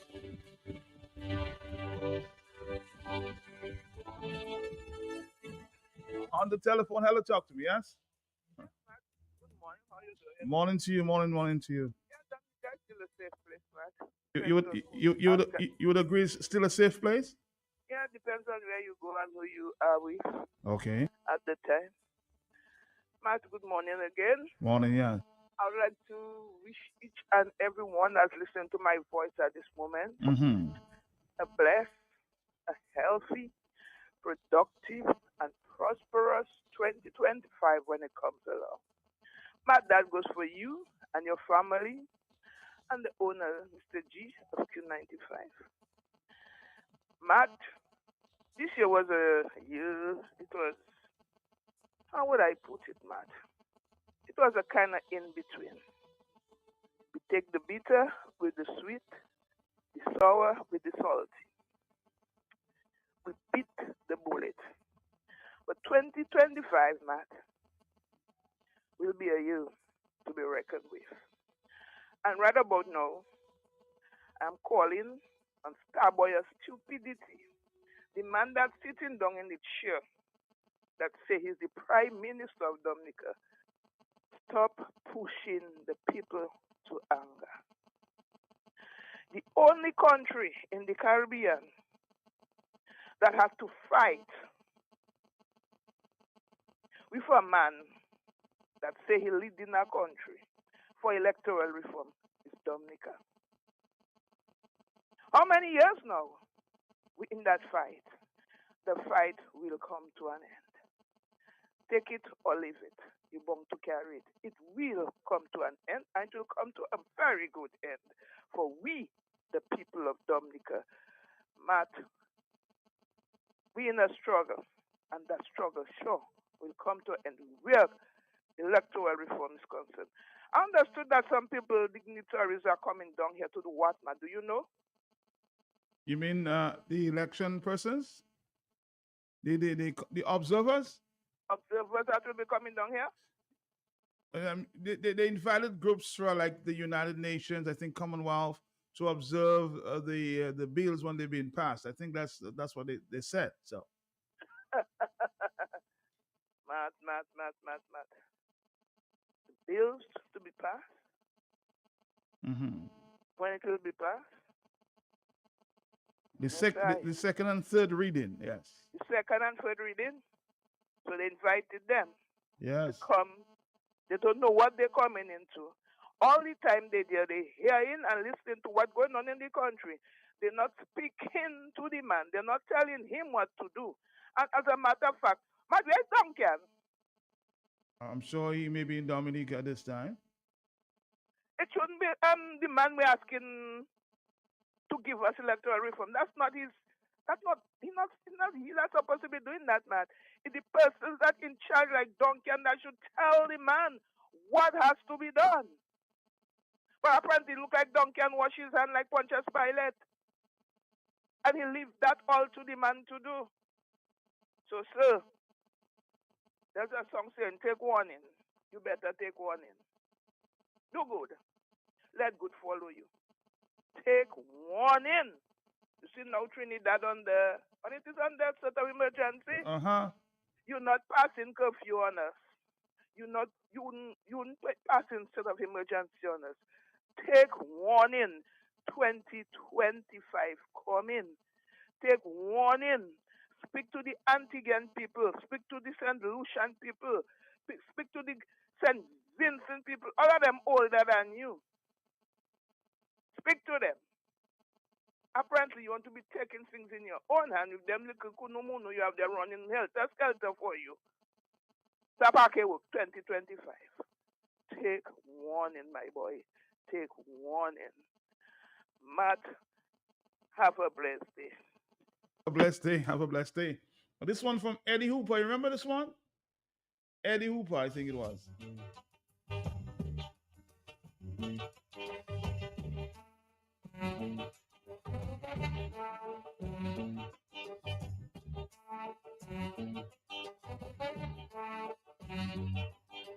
Take warning. You better take warning. Take warning. You better do good. Let your light shine bright. Let your light shine bright. Respect your fellow man as you should. Take warning. You better take warning. Take warning. You better do good. Let your light shine bright. Let your light shine bright. Respect your fellow man as you should. The evil that men do, live after them. The evil that men do, live after them. Your evil today will blight your tomorrow. So do good today and avoid your sorrow.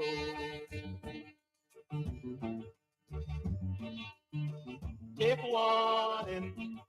You better take warning. Take warning.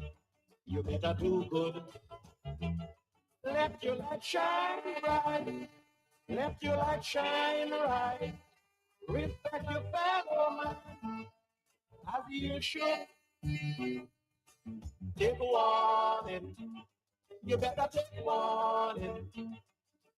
Take warning. You better do good.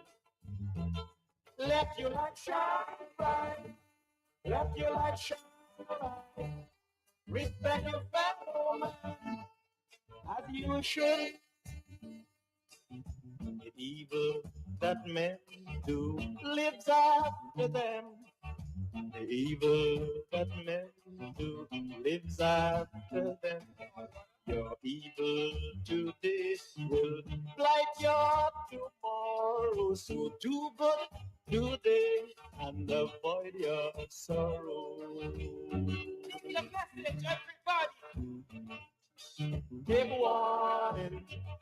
You better take I'm going to play that message again from Take Pastor Rodney. I think it was deep. do good. Before we introduce our next guest at 10 o'clock. Stick around. Stick around. Pastor Rodney. Ladies and gentlemen, I want to begin our talking points committee this evening by hopefully saying that as far as I'm concerned, and I'm hoping as far as most of you are concerned, the fight for an equitable playing field in electoral reform must continue. The government went to Parliament and had the first reading of a bill, from what I've read, that is not satisfactory. Despite what Prime Minister Skerrit said, it is not satisfactory. There are critical areas that do not meet the satisfaction of all the documents, sir, that you have received. And I'm not talking about the calls you get from your supporters overseas to say they want to vote in that country, because we shouldn't allow that to happen.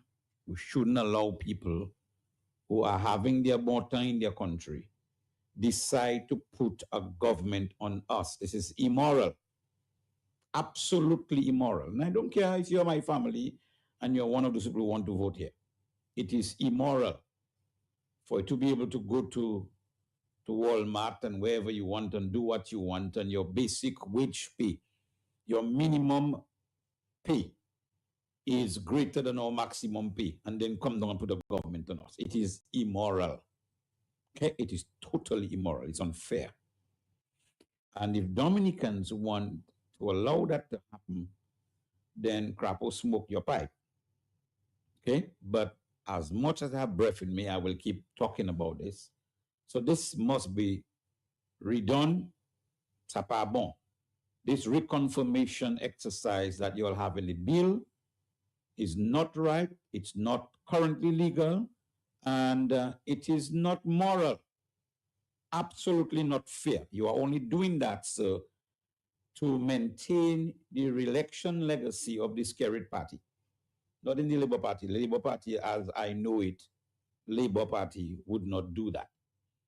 So you're trying to maintain the legacy of the Skerrit Party, which is terrible, sir. Take that out. The second thing is we must have a modern identification card. And when I say modern, I mean modern. This garbage that somebody spoke some time ago to say, if you give your fingerprints, you're a criminal. They sort absolute stupidness. You speak that to people who are not born yet, right? Because every blind person knows differently. Okay? We need to make sure that that is done. The list must be an absolutely cleansed list by a re-registration, by the example of what happened in our neighbor in Antigua with more people than us. And they achieved that in 3 months. And we have been saying that for years now. And you're not listening, or you refuse to listen. One of those days you will listen. I am sure about that. Let glow pass if I win. One of those days when people feel the pain and the squeeze that they continue to feel, you will listen. You're bound and compelled to listen. Now, the Electoral Reform Coalition has been doing its best to get a peaceful resolution to this. Before that, we had the group in 2019, and that was the objective. Mr. Skerritt and his cabinet of ministers decide that he will not listen to anybody but himself. One of those days, when the Electoral Reform Coalition, as it is now, will not be able to appease the people anymore, Mr. Skerritt, then everything that happens in the country will be your fault. It will be squarely on your shoulders. It will be your responsibility, and you will have to face the gallows for it, because it will be you not listening to the people and doing what you want to do. Right? And remember, I said so. And Mr. Valerie, don't come and talk to me about whatever you call it now. Okay? That's just the fact. What you sow, you'll reap. The consequence of your action will bring what you're looking for. It's just that when it comes, you will not be able to stand it. And I am sure about that. As God is God, I am sure that when this whooping comes, you will not be able to stand it. Because even your best friends will flee from you, they will leave you alone to take your blows. Okay? Remember that I said so. And then I saw a lovely message by the Secretary General of CARICOM, Dr. Carla Barnett. You know, I wish I could see you face to face, madam, to tell you that you're a hypocrite. Why are you a hypocrite? CARICOM sent its mission here to observe our elections for several election cycles. Your CARICOM people have made notes to say that this election was free but not necessarily fair. But you think that all of us having a good Christmas and we're looking forward to a prosperous 2025? You might be doing that wherever you are. In Dominica, we can't talk about that. In Dominica, we're living in fear that this totalitarian regime will secure itself a forever election in Dominica that is not democratic, right here in the middle of the Caribbean basin, in CARICOM mouth. And to make bad matters worse, CARICOM leaders are supporting this prime minister in his despotic act of staying in power. That is unacceptable. It's unacceptable because, madam, the Electoral Reform Coalition have written to you and all the prime ministers of CARICOM to alert them, and in some cases to warn them, that whatever they are supporting now with Roosevelt Skerritt, when it begins to happen, then they will not be able to intervene like they are now intervening in the crisis in Haiti. That's all you're doing. You all don't know how to solve problems.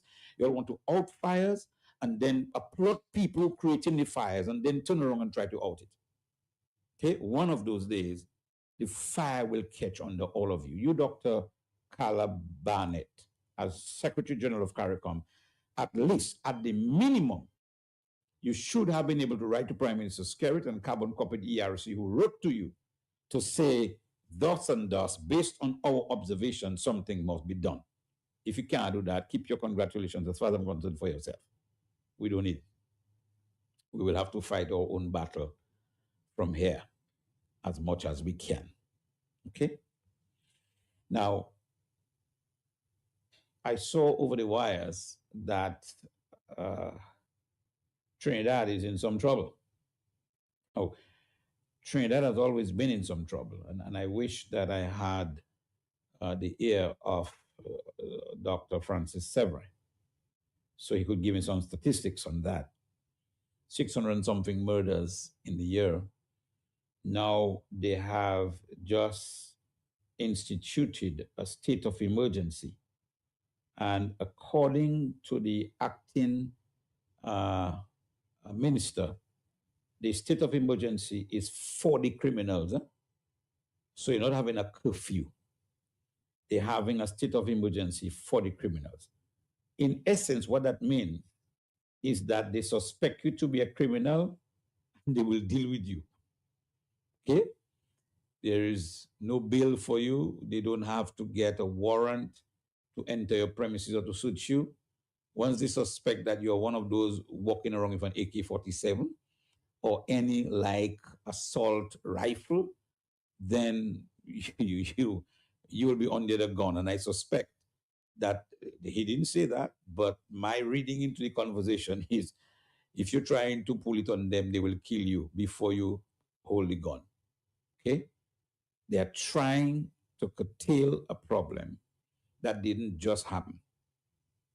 I told you a few weeks ago that the Antiguan Prime Minister began a process of solving the problem that he has in Antigua with gang violence. And the Antigua one, if you ask me, is a worse seed because these gangs are teenagers. Okay?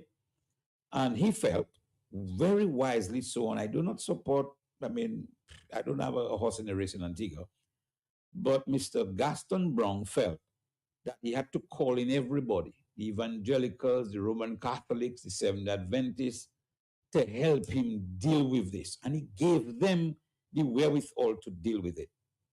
Okay? Because he reckons that it's a socio problem that needs the attention of everybody. It's not like our prime minister who feels that he's monarch of all, he survey, he's major, and he can do what he wants and everything will go well because he say a few lies, he say a few things, and everybody go quiet. This prime minister decided he would call everybody. He didn't handpick labor rights to come, and I know that because I've been in contact with the people in Antigua. Okay? He called everybody on board. And eventually, when they had this gathering after a match, right, the minister responsible brought on the leader of the opposition on the same platform so that the people could see that they had one united front on this violence issue. One of those days, Mr. Skerritt, it's going to bite you because you are dividing the country. You are the person inciting this division and violence systematically in the country. And then you call the police to stand by you. One of those days, it's going to work backwards. And that's my brother, is not, you can't calculate that. This is spiritual. You can't calculate. It's going to bite you if you don't do something about it. And I suspect you can't do anything about it now because you are so entrenched in this thing that is above your head. But I ask, the rest of the people around you need to think. Le bab kamawadu puidifi ponglo wuze sao. But because what you're doing now is provoking people into a state of anarchy in what should be a peaceful country. And that provocation, my friend, will get to a boiling point one of those days when you least expect it. And then finally, let me wish all of you a very happy new year. I hope you had a great season, and I hope that all is going well with you. Like I said to you some time ago, whether it's balau you had, or, a little piece of pork your neighbor brought for you, whatever it is, have a good season. Your Talking Points commentary for tonight, the 30th of December.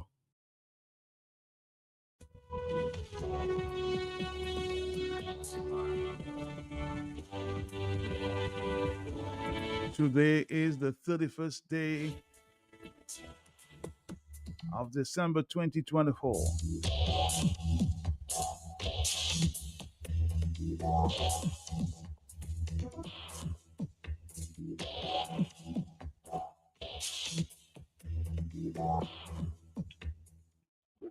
to you, Matt, and to your listeners. Matt, I hope you get to play this morning. I sent you a clip yesterday, which I don't think you got a chance to play. But this invitation to certain foreign officials, dignitaries, whatever you want, diplomats, whatever you want to call them, in my view, is again a strategic move on Roosevelt's part. Because if he brings, or if these people accept his invitation and come to Dominica for the sitting of Parliament, where he's going to attempt to push forward and force down the throats of those who are reasonable and honest Dominicans who are looking forward to meaningful electoral reform that will allow for a level playing field where he can compete equally with the other parties. If these people accept his invitation, what effectively will happen is that he will have an excuse for him to bring out the full force of the law, to stand outside and to ensure that these people's security is paramount, ensure that there's no protest action, there's no attempt at all to stop this legislation from going before Parliament and being passed by the puppets and the robots that he has installed in Parliament to give majority support to that bill. And so again, I say that we have to speak on this issue, a whole lot more, and we have to scrutinize this proposed legislation a whole lot more and expose it, as was very well done yesterday, in my view, by members of the ERC, who actually yesterday pinpointed 2 or 3 points that would be injurious to the population and to the constitution of the country. And so I applaud them for that work. But again, let us look at this for what it is. If he invites these folks and they accept his invitation, he will have an excuse to bring out massive security forces to ensure that supposedly they are safe while in Dominica. But hopefully they will realize and understand that what they are effectively doing is colluding with him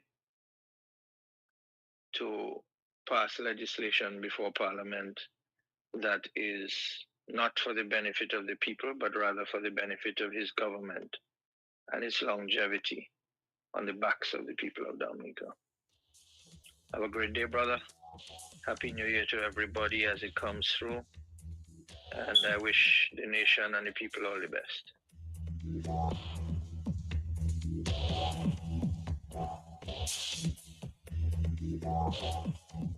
Channel 4 is the morning time, yeah? Hello. New Year's greetings to you, my brother. New Year's greetings to you too, yes. Yeah, thank you. Matt, I had an experience yesterday at the port. Okay. I understood they were charging some small token for the barrels or the boxes, but I pay a sum. I pay more than expected, over almost $200. But I think there was a misunderstanding based on my knowledge, because the $10 that they were talking about is just tailgate. So you pay $10 for port charges. As it relates to what you get there, you may have paid 17 or 16% of the total custom charges. Well, because when I question, they tell me because my thing was up to $1,000, they estimated for or whatever. And then so I said, okay, it happens. But then I had something because I haven't been in the port for a while. Okay. Because I know I usually go to the port and pick up stuff for people, and the person names on the box, I get the box and do whatever and get it. But on my understanding now, My brother went to the port and get what on the in the custom on mining. Number zero get it because why? He doesn't have an ID card. The IDs he have not seen my name, seen his name, which I found was strange. So when I go yesterday and get this stuff, I questioned that. So I said, why do we need an ID to just to pick up a few stuff in the custom? Nobody can come in the custom and take it, right? And why we don't need a voter's ID to vote? So if we need a voter's ID card just to come and pick up a few stuff in the custom, as well, we need a voter's ID card to vote. There was a guy here who questioned, oh, we have a passport, oh, we have a thing, because he have a security clothes on him and he think if he talks, so he'll remain in a job. So I told him, well, another guy opposed him and told him, you're talking nonsense. A voter's ID card is completely different from what you're talking about. Everywhere in the Caribbean have a voter's ID card. Also remind him, the government who's sitting there, they were the ones who championed the cause of anti-Kent to have voters ID card. And right now they're stealing from it. You know? So I don't know. I don't know what happened in Dominica. It's time we as Dominicans step up and stop talking and do what we have to do to gain what we need. Thank you, Mark, and bless you to everybody. New Year to everybody. All right, blessed day to you too. And of course, feel free. We're gonna have a kind of a take your phone calls at this time. We're expecting a guest. I'm hoping that he shows up. Hello, talk to me on the telephone. Yes. But we have a song, the young people now, is showing their, how you call that? They're fed up in song. Did you hear the song, Matt? They fed up in song? Fed up. The dogs fed up. The parrot fed up. The young people say yes, fed up. I've heard the song, but it's a little overrated, this one. Yeah, that one has some languages in it. It's not fit. But you maybe can cut out do what you can do best. And let the people of Dominica hear that the young people, and it's not the first one, that telling you they fed up. It's in song they can send it. When they will retaliate, I hope people don't say, well, young people this and young people that. Because right about now, the parrots fed up, the dogs fed up, the cats fed up, all of us fed up. We cannot take that any longer. A man cannot think that Dominica belongs to he and he alone. I don't know who the hell will Dominica to him. If it's his grandmother, his grandfather, or one of his fathers, or one of his mothers that will Dominica to him. My boy, Dominica doesn't belong to you. Dominica belongs to us. All of us. You have part in it, so just accept the part you have in it and do what you have to do, what they're supposed to do. Let the people do what they're supposed to do. Don't give them the damn money. Let them do what the hell they have to do. And stick yourself in a corner. Bye-bye. All right, thank you very much. Let's take our final call. I think our guest is here. Mr. Joshua Francis is here. But let's take a phone call. Well, of course, we'll start off that discussion with the very question there that we've been asking this morning as it relates to electoral reform. And we just heard Pastor Rodney a short while ago saying, Prime Minister, listen to the people, give the people the reform. Hello, talk to me, yes? Good. Yeah, Matt, just quickly. Yes, sir. My Caribbean people should come to the realization and conclude that these Caribbean leaders are colluding with each other, Matt, and we are complacent in the sense where, Matt, as I talk about the churches and even aspiring politicians or those in the opposition, we may have not yet grasped or understand. We are still grappling, Matt. We are still wrestling with the fact that what are we going to do to counterattack that level of onslaught, that violent attack on the people? So these politicians, Matt, and the brother there has made a very interesting point, Matt. The strategy of inviting the shameless observers, election observers and all of them, Matt, I can almost guarantee they will accept the invite because Kerry will have some garbage to give them to eat and drink and put them in a hotel and they come to have fun and walk around and maybe get some nice woman to sleep with or whatever. I don't know, Matt. And they will shamelessly, Matt, after all the recommendations on electoral reform have been disposed of, Matt, and they would come to Dominica. That's why I telling you when you're talking about curfew in Trinidad, Matt, this is just the beginning of things for the Caribbean, you know. These leaders think they're smart. So you hear the Trinidadian Prime Minister order the president and talking all the foolishness. Matt, thanks to Dr. Francis Severin, Matt, based on the population and the amount of crimes we're having, we in parallel with Jamaica and Trinidad. That's what he was saying, and they took him to task. Based on our small population and the large population, it is disproportionate when it comes to population, but the crime runs in parallel. And why is it Simeon Joseph, Matt? Let me give thanks to him. He maybe can come there and explain what I cannot in detail based on our population. So when you hear all of them talking about crime and violence, this is just the beginning of things, Matt. And I listen to the song, it have a lot of swearing in it about how people are fed up. Mm-hmm. And that's where it starts. You think it just starts in Trinidad and Jamaica and Antigua. People just start killing one another. Matt, they're watching politicians becoming filthy rich overnight. Police officers as drug dealers, lawyers and people in high society, and they are the untouchables. So they're saying, what? We can do it too, Punchinella, Punchinella. What can you do, Punchinella, in the shoe? Not in the shoe, no, they say that here. So everybody wants to do it too. And you, that fool who think you are impenetrable or impregnable, Kerry Boss, the people are getting fed up with you. And the same people you have securing you, they have to be your worst enemy, collaborating with drug dealers, gangsters, and you or your children or Dominica, nobody will be safe in the country. So why do you think you can maneuver in your machination, in your psychology, and manipulate everything to your own advantage? My brethren, when you think it's peace and safety, it's sudden destruction. So you, that fool, who think you have gone rich overnight. Matt, who is the house of that secret? Matt, have you concluded who is the owner, Matt? I haven't. You know, if you have a house, blessings. I put it that way. If you have a house, you're so eager for the tenant to move in or somebody to move in because you want to regain the investment you have made. So I'm wondering why this building is so empty, like yourself. But that is the next thing. Look at that, Matt. When you have so much, time is on your side. You do not have. You're playing for Matt. You know the delay tactics in sports. I have you 2-1 down, Matt. Just a few minutes to go.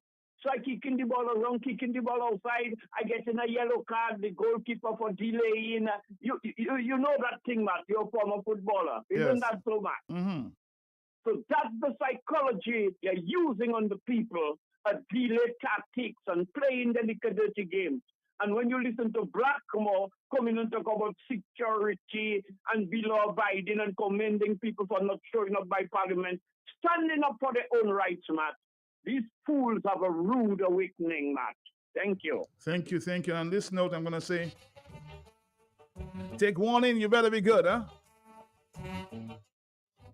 Somebody's saying on the Facebook page there, I don't think the people fully understand the real facts pertaining to electoral reform.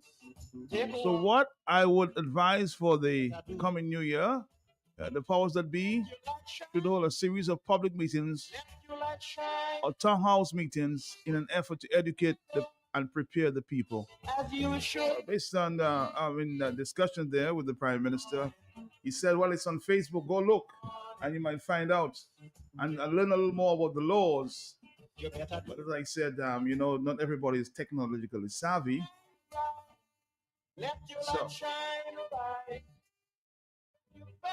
So this person is actually basically saying, educate before the second and the third reading. Joshua Francis, good morning to you. So how you doing? How are you? Mola. Hola. Mola, mola. On va parler patois. Ou bien? Mola. Ou café bien? Mola qu'a posé. Ça bon, ça bon. Ou ça parle patois bien, Matt? No. Pas de. Pas yet. All right.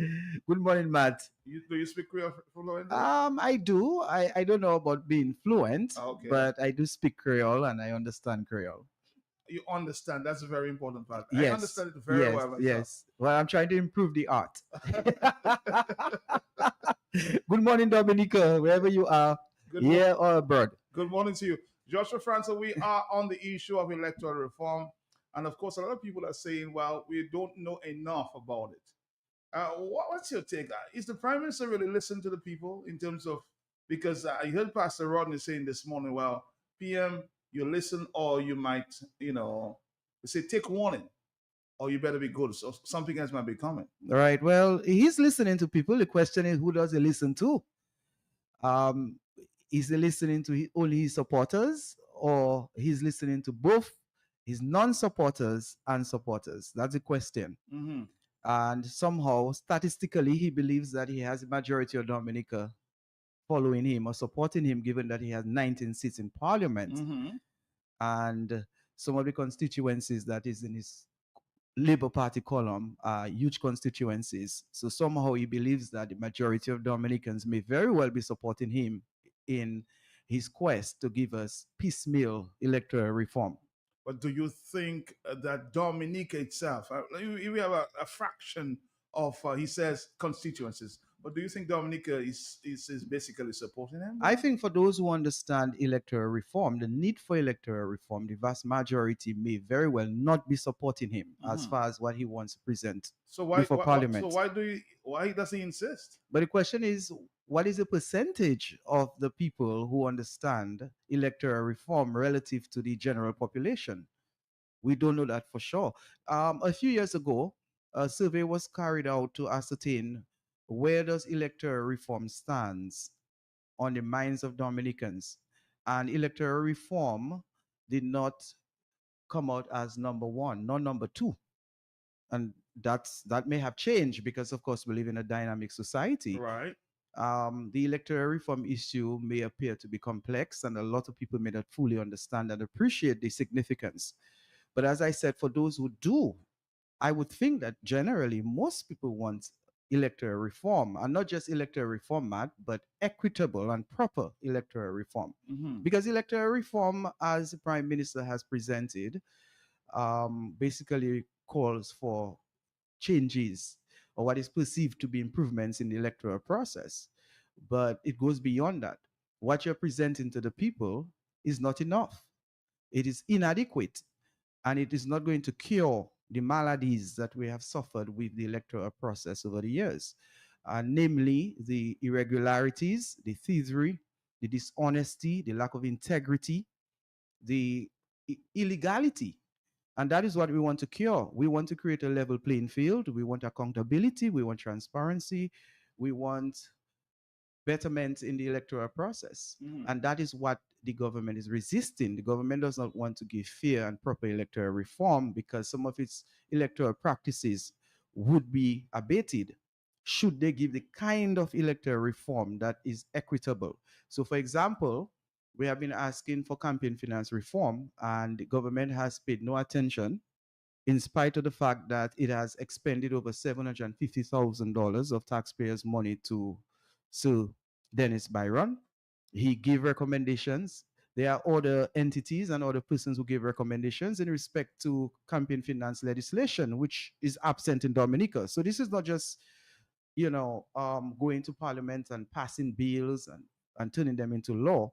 It's about giving the people what is appropriate, what is equitable, what will create a level playing field, what would improve or restore integrity in the electoral process in Dominica.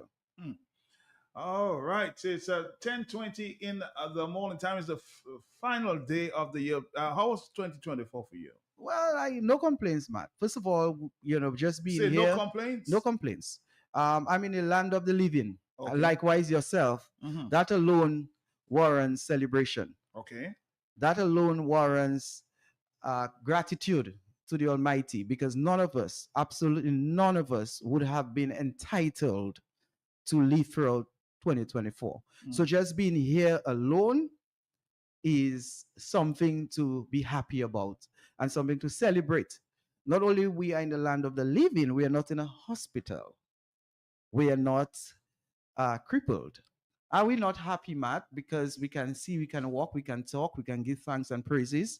And generally, I would think that every person should take the opportunity to do some reflection, reflect on the year, and give thanks for all the blessings that we received. When you reflect on the year, Joshua, a lot of people are complaining that they're not seeing any movement in terms of the economy. They can't afford food. A lot of basic commodities that persons want to live and they need, not only want, but they're not seeing their way through. So the word is, why celebrate when we have nothing to celebrate? Well, as I said, life on its own is a gift. Yes. And just having life, the gift of life, covers all things. So just having life, to me, is something that requires gratitude. Of course, there are lives which are not of high quality. People are affected by different infirmities, different challenges.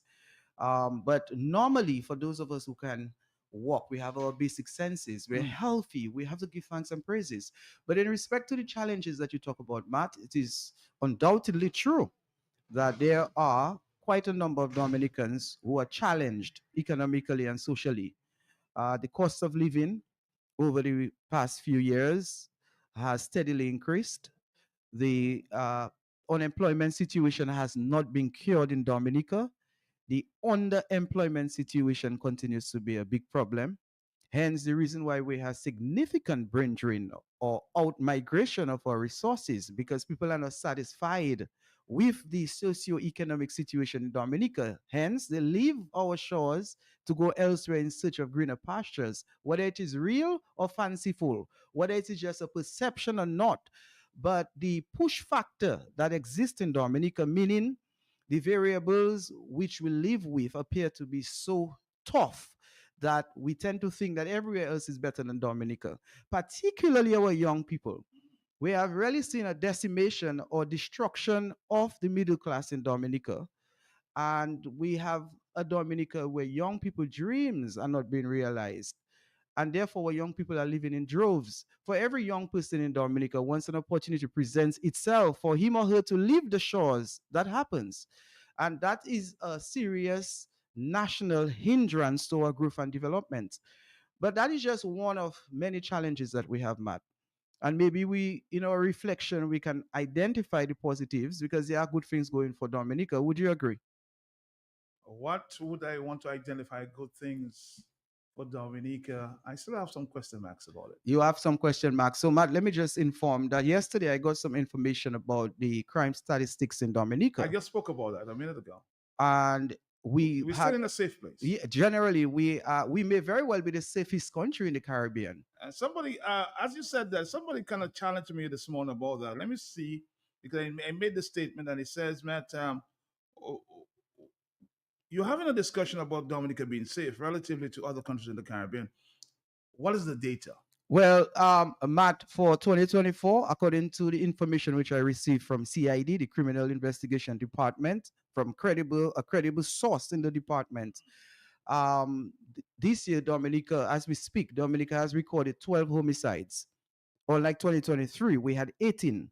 In 2022, we had 19. Only 12? Only 12. Of course, 2 being recorded over the past couple of weeks. Had it not been that, it would stand at 10. Antigua has the lowest in the region. Now, Antigua's population is higher than that of Dominica. Antigua is about 95,000 people. Yes. And Antigua recorded 10 homicides for 2024. Grenada recorded 58, something like that. St. Vincent, somewhere 78, Matt. No, St. Lucia is 78 and St. Vincent is 58. I think Grenada was 28, thereabout.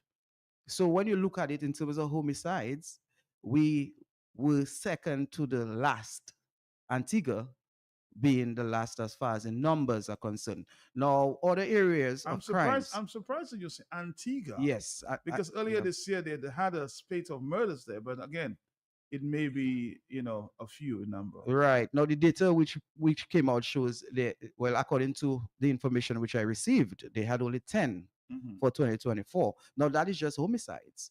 Then you have burglary. From my understanding, we recorded a decline in burglary. Generally a decline in crimes in Dominica. The one crime that has been on the increase and is regional, that is possession of firearm without a license and possession of ammunition.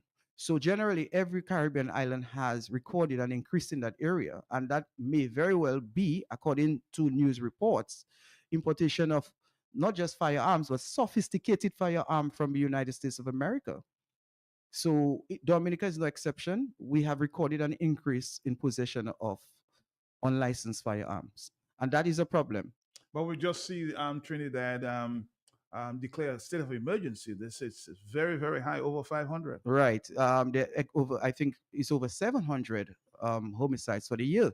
That is significant, Matt. When you look at the population of Trinidad, about 1.1 million, and to record so many homicides in a year, and that, by the way, that has been a problem in Trinidad. And for some reason, the Trinidad has not been able to resolve that issue. So I hope the state of emergency will help. But Matt, as I said, that is one of the positives going for Dominica. Everybody wants peace.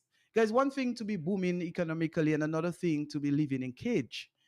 Nobody wants to have burglar bars up all the time. Nobody wants to be inside and locked up in their own houses and feel threatened to go out at night. Some of us still leave our windows open at nights. You see ladies walking on the streets Late at after night. 10. Oh, yes. That is a plus, but you cannot quantify the value of peace. So we have to give thanks and praises for that. We continue to have fresh water. A lot of us take our environment for granted, but that is what nature has given us, and we have to celebrate that. So that's a positive. We saw some improvements in the physical infrastructure in Dominica, so I credit the government for that. But of course, that is a basic function of a government. You know that, Matt. Of course. I mean, building schools and Roads. roads, and that's just basic, that's universal. So we're not going to celebrate the government for giving us basic physical infrastructure. The continuity in the development of the international airport is a positive. Of course, there are negatives associated with it because to date, my understanding is that the planning division has not given an approval for the construction of this project, and that would be unlawful. Nobody hasn't challenged that. We don't know that for sure, but that has been the allegation. We know that quite a number of residents in Wesley have not been paid based on reports, have not been paid for the land which they would dispossessed of. We have other situations in Wesley which are not very positive. And economically, Matt, it's very disappointing that a project of that magnitude has not had any serious economic impact in that catchment area. The spill off, yes. It's unfortunate. But we should not be surprised because the contract has been given to a foreigner, and there are quite a number of foreign employees, Chinese, involved in the project. Their salaries or wages are paid abroad, Matt.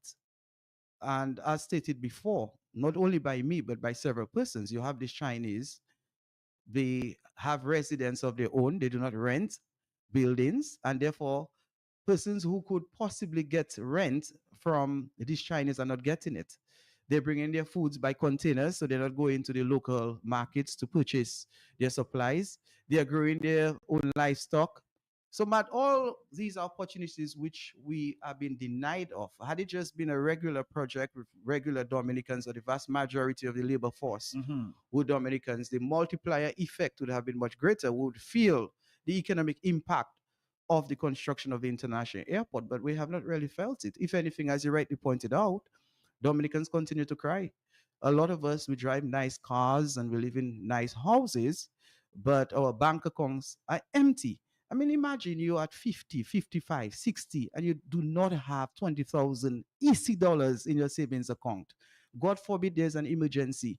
Then you have to call on your brother in the United States or your cousin in Australia or wherever to assist you to get basic medical care because you do not have it, Matt.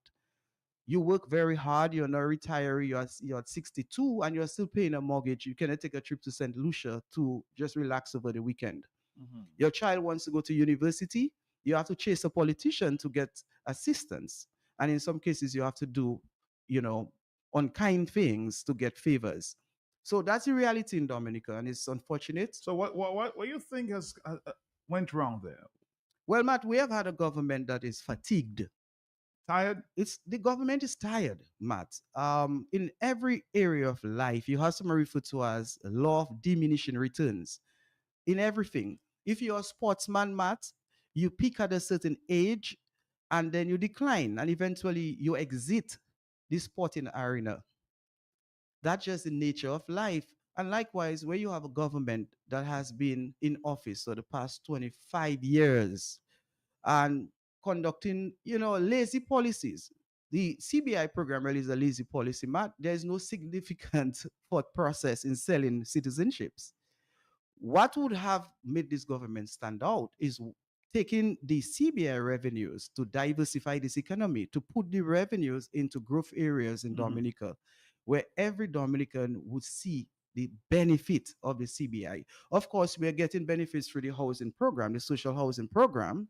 But even then, there are questions by that, Matt. And some time ago, we had a program here when we questioned the government in respect to giving titles to these apartment owners. I want to jump in here, Joshua, because I don't know.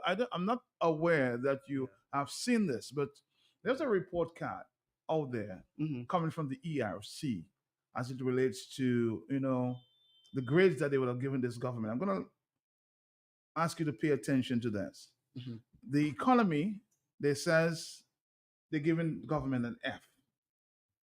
This is the worst in the Eastern Caribbean. Health, they give them another F.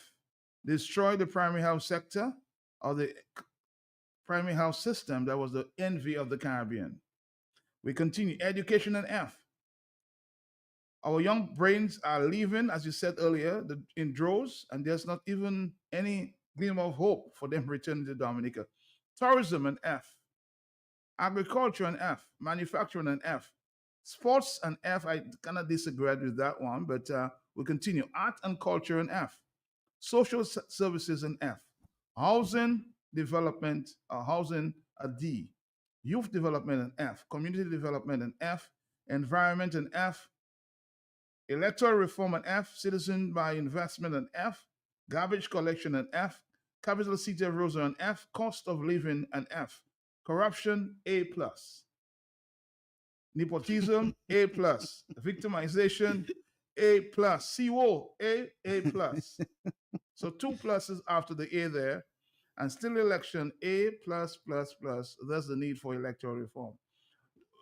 Any comments on what you've heard thus far? My assessment would not, be so different from what you read.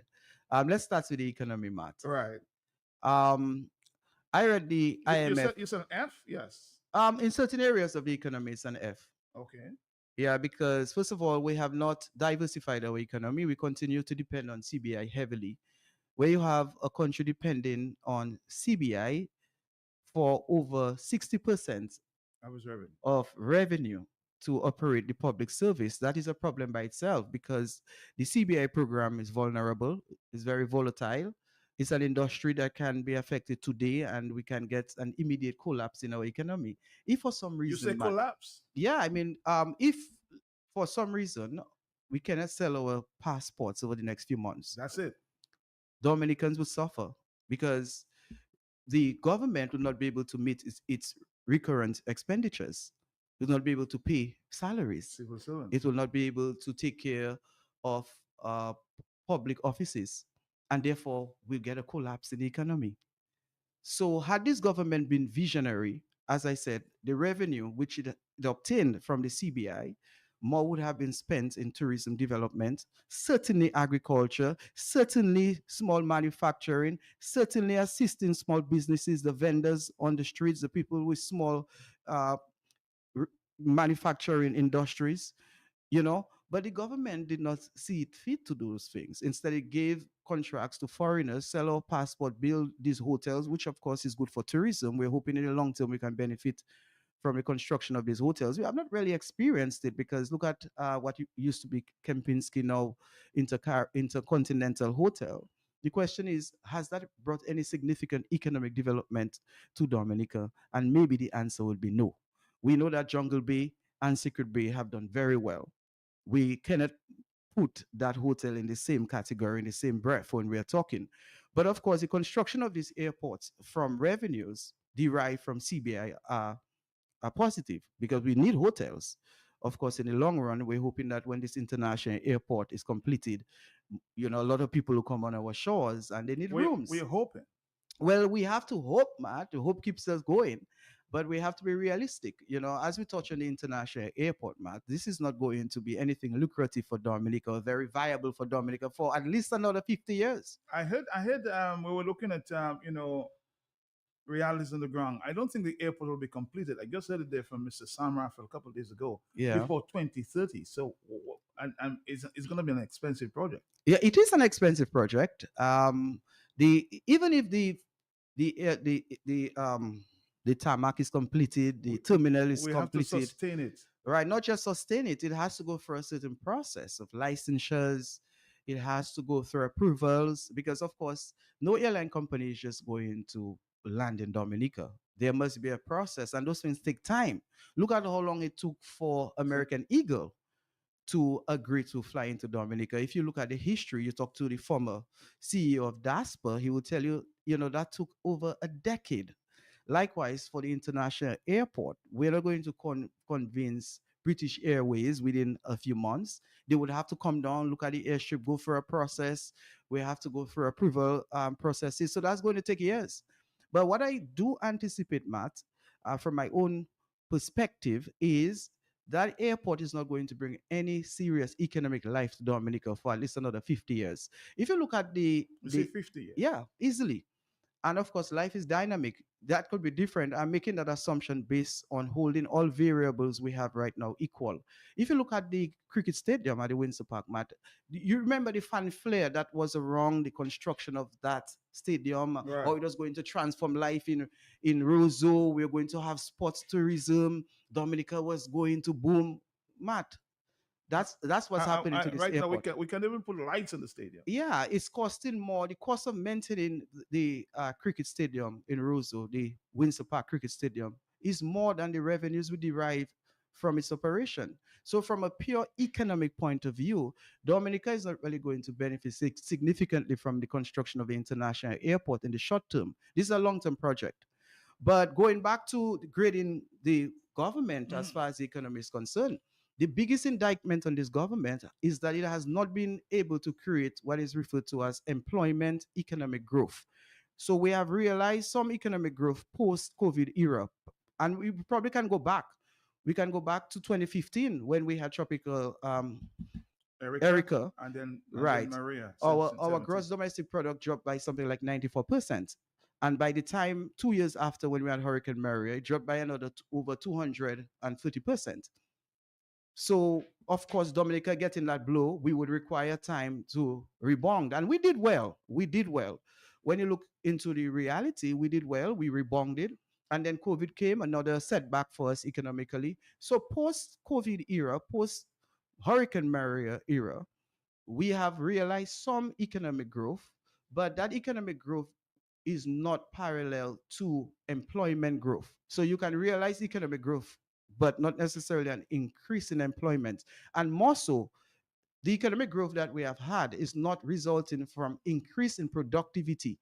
When there's an increase in productivity, it means that more jobs are going to be created. What it means that salaries are going to increase.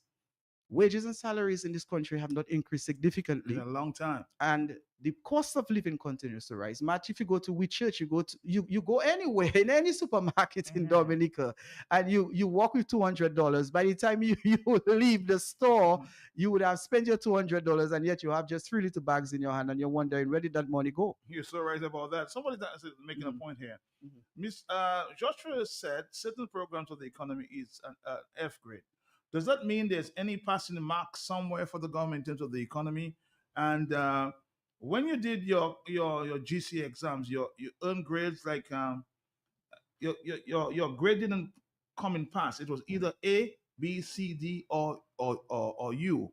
In other words, you said F for the economy. Is there any The person is asking, is there any is there any passing grade somewhere for the government? Well, government expenditure, you can give the government of Dominica a passing grade for that. The government has spent money on infrastructure. Mhm. I mean, the construction of the international airport is a historic and momentous opportunity that Dominicans have been given. So because you'll give them a B on that one? well, I don't know about giving grades. It's just a pass or a fail. I mean, it's difficult to put, letters by the pass. But that is something positive, Matt. Yeah. Of course, there was a debate as to whether we needed an international airport or not. I personally believe the construction of international airport is a need for Dominica. What I do believe is that in the short term, we're not really going to see The benefits. the big benefits. The big benefits really are for our children. Our grandchildren. And grandchildren. Hello, talk to me on the telephone. Somebody's asking a question. Are you there? Hey, Matt, blessings again. My beloved brother, Joshua Francis, what's up? I'm well, thank you. Happy New Year, blessings. Same here, my honorable friend, blessings to you. In comparison to honorable, I mean, come on, you're more honorable than honorable, and because I hear people calling people honorable when they're just, let me not say, just two things there quickly. It is just a facade, Josh. It's a false front. It doesn't exist. An economy, I mean, I do not know how you're measuring, and I know you may have, all your knowledge about economy and economics and all of that. But Josh, you cannot go to a doctor and you were confirmed in the diagnosis that you have cancer, and you go home saying you're going to behave like you haven't got cancer, so you want to eat healthy for you not to get cancer, rather than going through a method of treatment to try to heal yourself from cancer or to control the cancer. I said if coming events cast the shadows before them, how can we be preoccupied when the events are upon us? If CBI would have collapsed, so to the magnitude in which it was and where it is presently, it has happened already.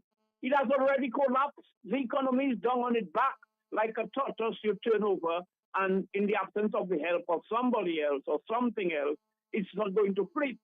Josh, you talk about $1.something million, a million population in Trinidad. Isn't that so? Isn't that what you said? 1.4? 1 point. Is it? Yeah, I know it's over 1 million. 1 million. Okay. Let's say they have 800 murders.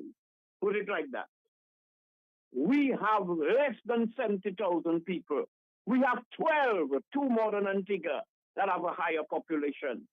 If you do the calculation, and I listened to Dr. Francis several years ago, per population and the crime, how far are we from Trinidad? I cannot explain it like the great Dr. Francis Severin, blessing to him and his family wherever they are. I would like Simeon Joseph, another doctor and an honorable brother. To me, I would want them to come and explain to us, Josh, because we are right on the heels or we are in parallel. Thank you. All right, thank you very much. Yeah, just a correction, Matt. Actually, I was just looking up on Google. That's the beauty of the World Wide Web. The population of Trinidad really is 1.54 million people. All right, somebody's making a contribution. Let's see if we can get to that. Well, let's see if we can get to that there. We'll come back. Hello, on the telephone. Are you there, caller? Yes? Matt, good morning. Morning to you. And good morning to you, Josh. What's up? I am well, thank you. Good morning. Josh, I am aware that I think your first degree is in economics, right? Yeah. Yes, correct. Right. So I know you have the knowledge, and I love the analysis that you're making. Blessings made a very important point there. If you have the figures, I want you to revisit. Because just this last night, in fact, when I had my talking points commentary, Matt, I did the crime per capita, Dominica versus Trinidad. And Trinidad and Jamaica probably was in that kind of crime in the region. Right? 1,000 homicides. Trinidad, Trinidad and Tobago, in fact, at its population of 1.52 million people, with 659 homicides to date, right? I'm sure they will have maybe 5 or 6 before the UN today. But the per capita murder stood at 4,200 or 4,300 people in Dominica. In comparison, the per capita murder is 2,000 something, you know. Calculated though. I just out of curiosity. How did you calculate that? Yes, right? yes. Uh-huh. Right. So it's something that we have to pay attention to. So when our murders, for example, got to 14 a year, we're doing 50% of what Trinidad is doing, you know, in terms of murder. If we go up to 14 per year, right? So we have to be careful in using the absolute figures, because the absolute figures really doesn't give you a true picture of what is happening in the country when you look at the total population. Just my thought, and I'm sure from your perspective as a economic student, you might very well agree with me. All right, Pastor Rodney, thank you very much. More telephone calls, 1046. Hello, talk to me, yes? Hello? Hello, yes. Yes. Matt, please permit me, give me my little break to talk like all the other callers. First of all, I want to say compliment of the season to the Honorable Sir Joshua Francis. I wish him all the best, guidance, love, more money in his pocket, more food on his table. I just want to tell Matt, Joshua, right, you educating the massive. Thank you for that. I bless you, Simeon Joseph, right? Blessing, Tyron Blessing, right? As the wise man, right, from north, east, west, and Pastor Rodney, Dr. Pastor Rodney, and I might put Alvin in. So God bless you, Joshua, for all what you are doing for people. And a question to you, Joshua, what do you think about sports in the country? What grade you would give them? Because Matt had a program yesterday, and my brother, that was hot about sports. Matt give them either F or a G. So what you think of sports? What grade you would give them? All right, Marlon. I give him a D, and of course, Dominic, everybody was on my case because I gave sports a D. How did you come up with that D, Matt? D, I think, because of course we had the international star. We got a golden medal. We got the cricketers, top cricketers in two of them, and we had other cricketers who made fame. But people are saying don't attribute their fame to Dominica's success. I'm sure that the government itself has contributed to the success. Right. So in terms of the image of sports in Dominica, maybe Dominica got a B for 2024, or maybe even an A, given the successes realized by such cricketers and athletes. Yes. But in terms of the general environment for sports in Dominica, Matt, when you look at it as far as infrastructure, you would give them an F? Easily, Matt. I mean, sports is not what it used to be. You go to the respective communities in Dominica, there are facilities. So it's not always the government. You see basketball courts, the playing fields, the football playing fields are there. What is lacking now is volunteerism, community organization, community leadership.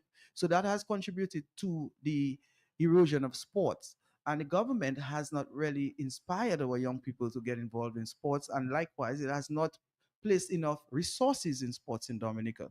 So people are demoralized. You go to several communities in Dominica, you see basketball courts, but there isn't any basketball league. People are not playing. I heard the Power of the South saying about she's going to put basketball courts in some areas, and talking about the football field in Loubier. I think there's going to be some lights in that area. I've been hearing that for a while, though. For a long time. That is just lip service. I mean, the current parliamentary representative for the Rosasol constituency should be ashamed of herself. And talking about going to bring the lights to Loubier. I mean, sports is more than just putting the physical infrastructure in place. You have to put the qualitative infrastructure in place. You have to get the right sports officers. In the past, we had sports officers, youth officers who served different districts in Dominica, and they assisted in organization of sporting activities. So you had sports clubs, you had community football leagues. Those things still exist in one or two places, but generally, Matt, sports have kind of lost its way in Dominica. On the telephone, let's take a phone call, Josh, because we don't have so much time. Are you there? Yes. Good morning to you. Morning Good to you. morning to Joshua. Morning. Hi, good morning. And How are you, Joshua? I am well, thank you. And by the way, good morning to Marlin who called earlier. Yes. Okay. I heard you are talking about international airport, which I believe everybody in Dominica welcome an international airport. But I would like you all to answer me if we are a communist state, that when you take people land and house in Wesley, you haven't got to pay them, because about 80% of people in Wesley did not get their money for house and land. And Mr. Spirit is so deceitful, he said he pay everybody. Matt, I am one of them for myself and my family. I need to know when the Prime Minister is going to pay me my money. I'm very much upset about that. All right. Yeah, and it's unfortunate that she has to be calling on Q95, relentlessly asking for her money. That should not get to that stage. So for those responsible for disbursement of funds for these landowners, please take note. We should not be going into the second quarter next year without people like Nurse getting her money. Voice not there for you. Hi.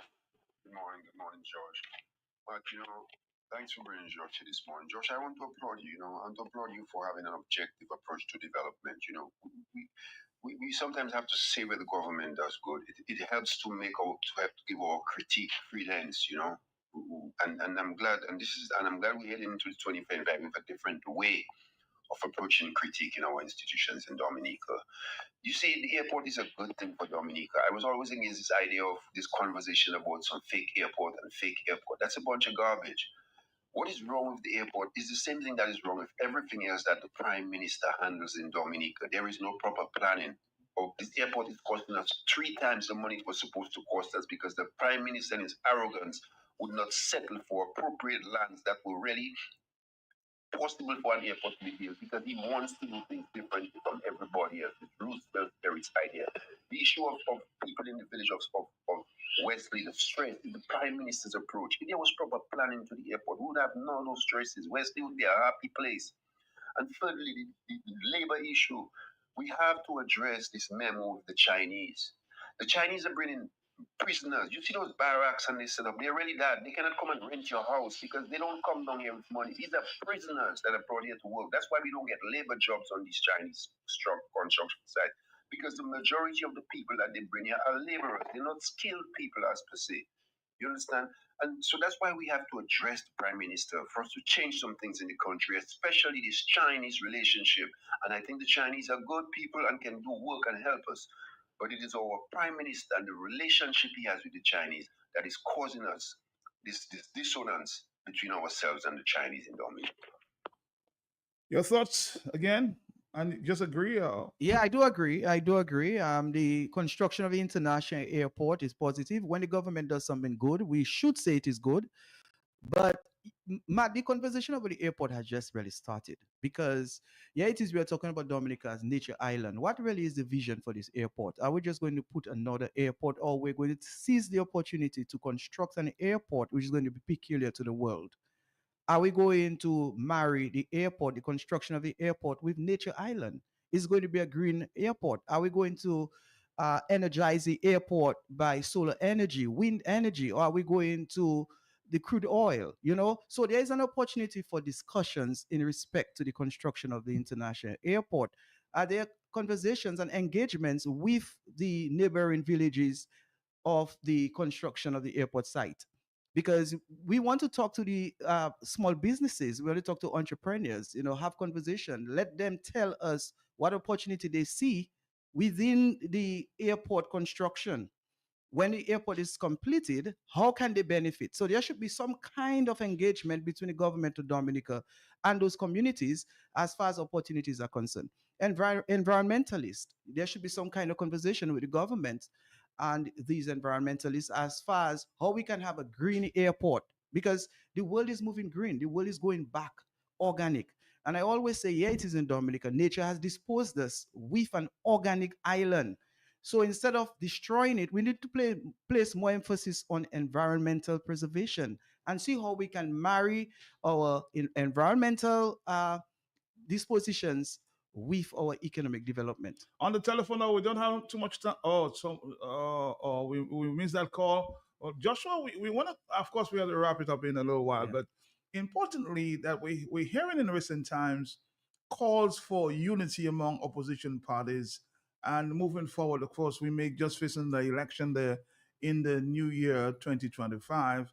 What's your thoughts on all the unity talk that we're hearing there in recent times? Matt, unity is always strength. Unity is always better, starting at our homes.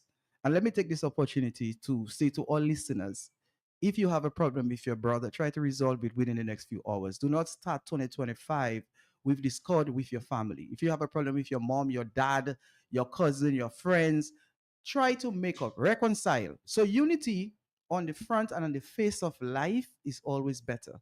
In terms of the politics of Dominica, we are left without a choice.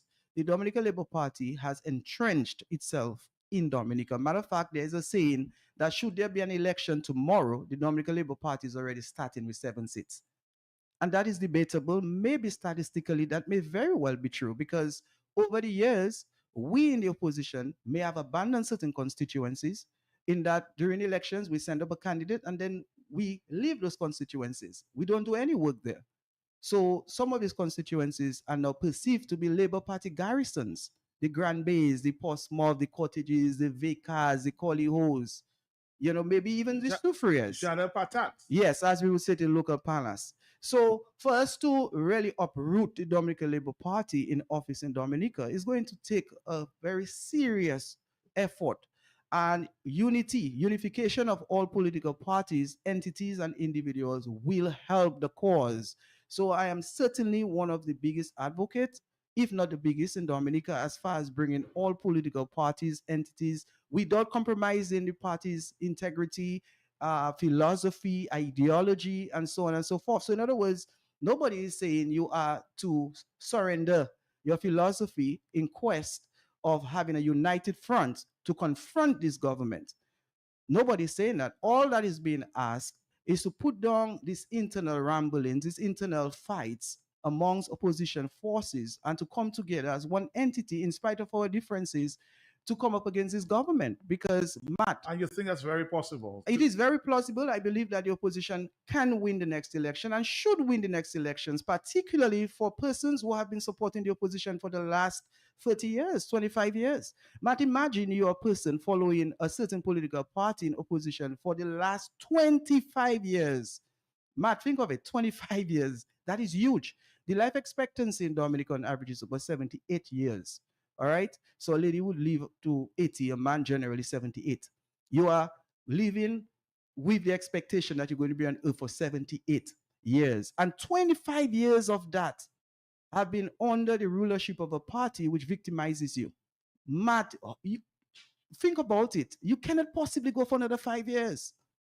And because of that reality, some persons who supported the opposition for many years have left the opposition fold because they feel there's no hope. I want to say to Dominicans today that there is hope. We can defeat the Dominican Labour Party.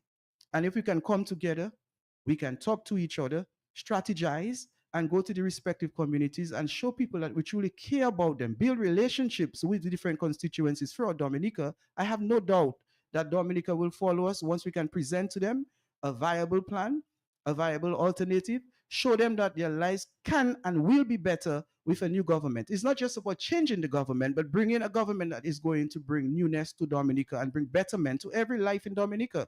That is what I stand for, betterment of lives, upliftment of lives. On the telephone, let's take a phone call. Are you there, yes? Matt, yeah, what you owe me big time, Eval, because my money finished. Let me talk. Matt, what I'm saying, right, it's Josh, we next year we in a new year, and what I find the Prime Minister should sit down and think it and pay the Wesley people their money. My brother left that ramble crying, she's suffering. Pay the people their money, and the last caller, I agree with him, and bring Simeon Joseph in this afternoon. Josh, I want to wish you all the best. You are one of the wise men. You, Blessing, Francis Sevra, Simeon, Joseph, Alvin, Pastor Rodney, Matt Peltier. God bless all you. God bless you too, Marlon, because we've got to go. Let's take another phone call. We have to extend it by another 10 minutes because we have to, a few thoughts to wrap up there. Thank you, Marlon. Hello, talk to me on the telephone quickly. Yes. Matt, good morning, Matt. Good morning to you. Matt, I'm listening to the program as usual, and I'm listening to Brother Joshua. Brother Joshua, good morning. Hi, good morning, sir. Happy New Year to you. You too. But Matt, well, listening to him, well, even if I'm in agreement with him, Matt, but Matt is a lot of things have been Dominican. Matt, I know a lady that is on a bed sick now. That lady served the Labour Party for years, and Matt, the lady told me why she on a sick bed. She do not want nothing from the government again, Matt. Because Matt, she went to the hospital, and there's no care. There's rush her back home. No care, Matt. Right now we have about 2 dozen quarters. Just sending them back home. Matt, you telling me Dominicans will not rise up and say no. Even say we support Labour Party in Suface Quartet, Grand Baby areas. We not turn and say no, we have to change, Matt. Matt, there's not enough evidence to say that the Labour Party need to get out of office, Matt. If that does not happen, at any time an election takes place in Dominica, Matt, I stop calling the radio station. All right, caller, thank you very much. It's going to take a lot more because, as you said, Joshua, the money's on the ground. They're telling the story. Yeah, politics has become transactional, Matt. It's, a lot of people do not vote based on policies, not on hope. So we have work to do. Everybody should really vote on issues. So we have work to do first and foremost. We don't speak on issues in Dominica. Well, a few who are educated will understand. It's more than money. But as you said, it's become very transactional. Yeah, I mean, but we can defeat that, Matt. We can defeat that. Love conquers all. Love conquers all. Money is power, no doubt, but love conquers all. So anyone who wants to become a parliamentary representative, particularly in the opposition, given that we have financial inadequacies, that person must go into his respective constituency to build relationships with his constituents. If you build relationships with your constituents, they are likely to support you and follow you. They will listen to you, and in listening to you, you will then get them to understand why we need a change of government. And we need an urgent change of government because there has been a lot of destruction in Dominica. We are not seeing it. I can refer to them as qualitative destruction. So, for example, the moral fabric of Dominica is being destroyed. The integrity of our public institutions have been destroyed. Our work ethic has been destroyed. These are soft destructions, but they are lethal for the future of Dominica.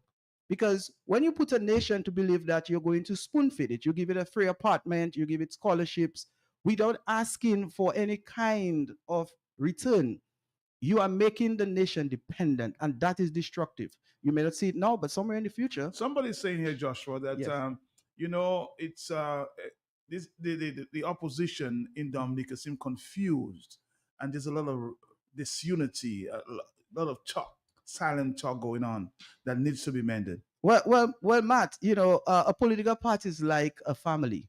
You're going to get differences in a political party.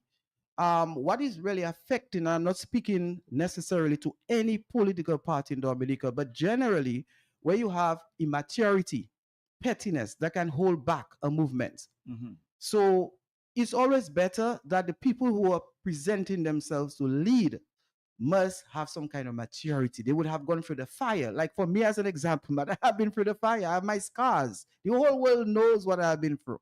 I've been through it all. So I'm prepared. To be a leader, you have to be tested. And a lot of persons who have presented themselves to be leaders have not been tested. Some of them have never even led anything. They have not led a boys club. They have not led a football team. So clearly they have not been tested and prepared. Some of us are ready, and the conversation is changing, and it will continue to evolve until we bring the opposition together to get that much needed change. First and foremost for the people of Dominica. And it has to happen now. It is supposed to have happened already, Matt. We have to take responsibility in the opposition as well for what Dominica is today. Because had we been more serious, more cohesive, more dynamic, more engaging, more futuristic, more visionary, this government probably would not even be here. They would not have lasted for 25 years. Far less to have no opposition in parliament. Hello, talk to me, yes?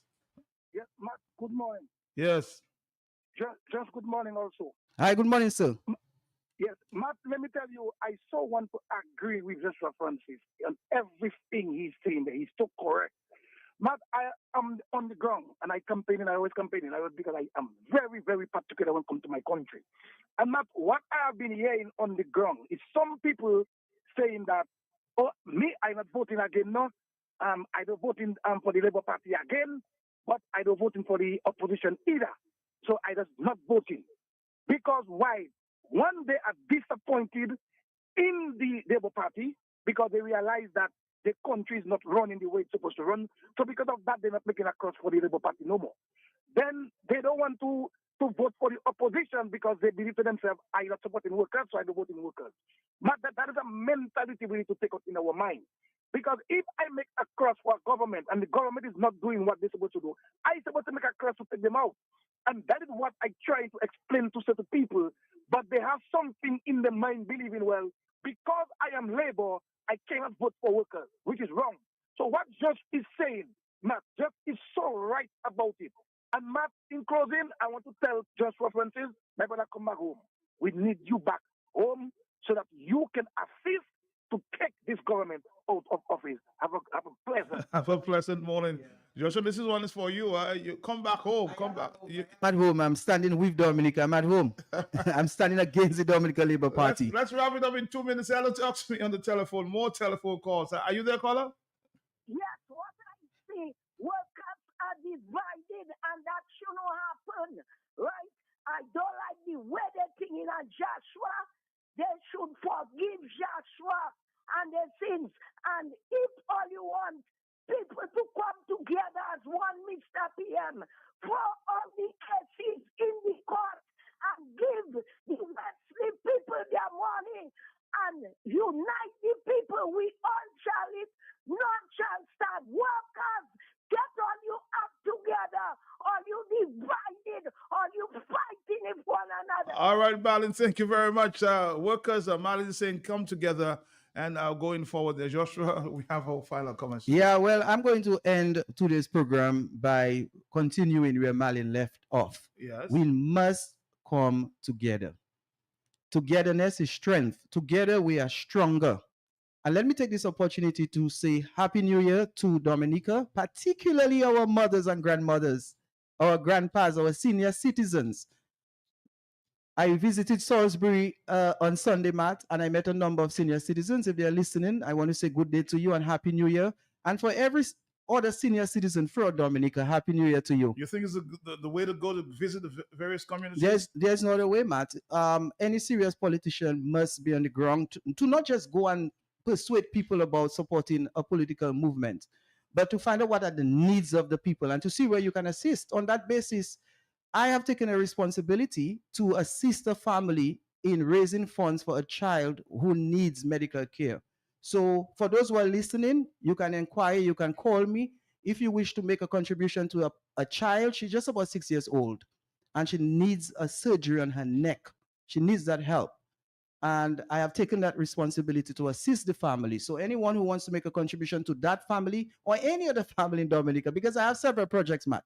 I go on the ground, I listen to people, I take note of their needs, and I do my best to assist.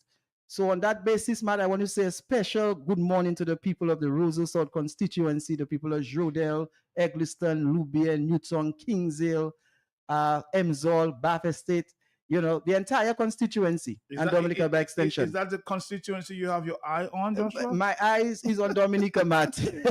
My eyes is on Dominica. You know, I love Dominica. I love people. And I just want to see betterment for everybody. You know, those who are sick, I hope you get well. Whatever challenge that you have, let us hope 2025 will bring cure and restoration. And Matthew, yourself, I wish you well for 2025. You know, whatever you desire for yourself, I hope you get that. Thank you, my brother. I wish you the same, huh? Well, yes, and let us hope, and, you know. And the next time you come, you'll tell me on what eye you want to, you know, sit it on. Well, boy, my eyes on the people of Dominica, man. Okay. The people deserve better. Dominicans are beautiful. Dominica is beautiful, and we need better. And we should get better. But for betterment to come, we must. It's not we should. We must change this government. What a note to end up here on the hot seat for 2024. We'll have the talk on the block sometime later, 1 o'clock.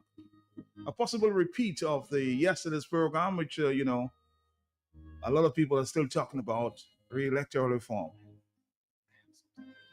You wanted to say something finally, Joshua? Yes, Matt. Of course, the United Progressive Party executive, they would hang me if I did not mention that. But we are having a raffle for the purchase of an industrial stove for the infirmary. Okay. As part of our mission to assist Dominicans, we are in the process of raising funds to purchase this industrial stove for the infirmary, and we're asking for support. So raffles will be around, make your contribution. It's for a good cause. Thank you, Matt. Thank you. The people of the grotto, in the infirmary, have a great season. Thank you for them. And the hospitals as well. Seek and Charlene, good morning. Let's continue some instrumental music for the next, say, 45 minutes when we present the news from the news desk.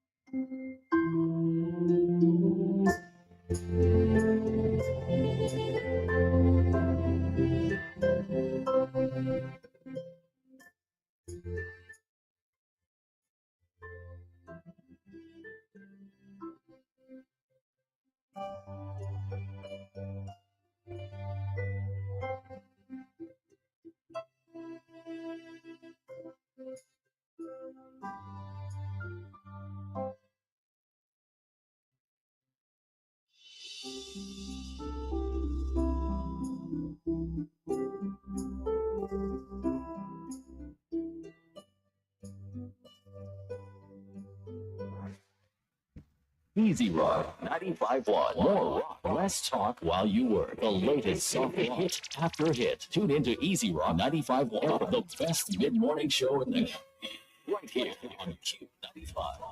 The big station.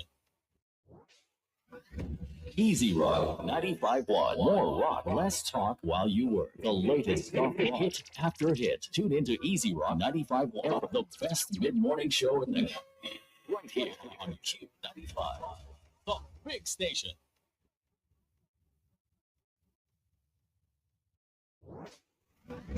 Easy Rock 95.1. More rock, less talk while you work. The latest soft hit after hit. Tune into Easy Rock 95.1, the best mid-morning show in the right here on Q95. The big station.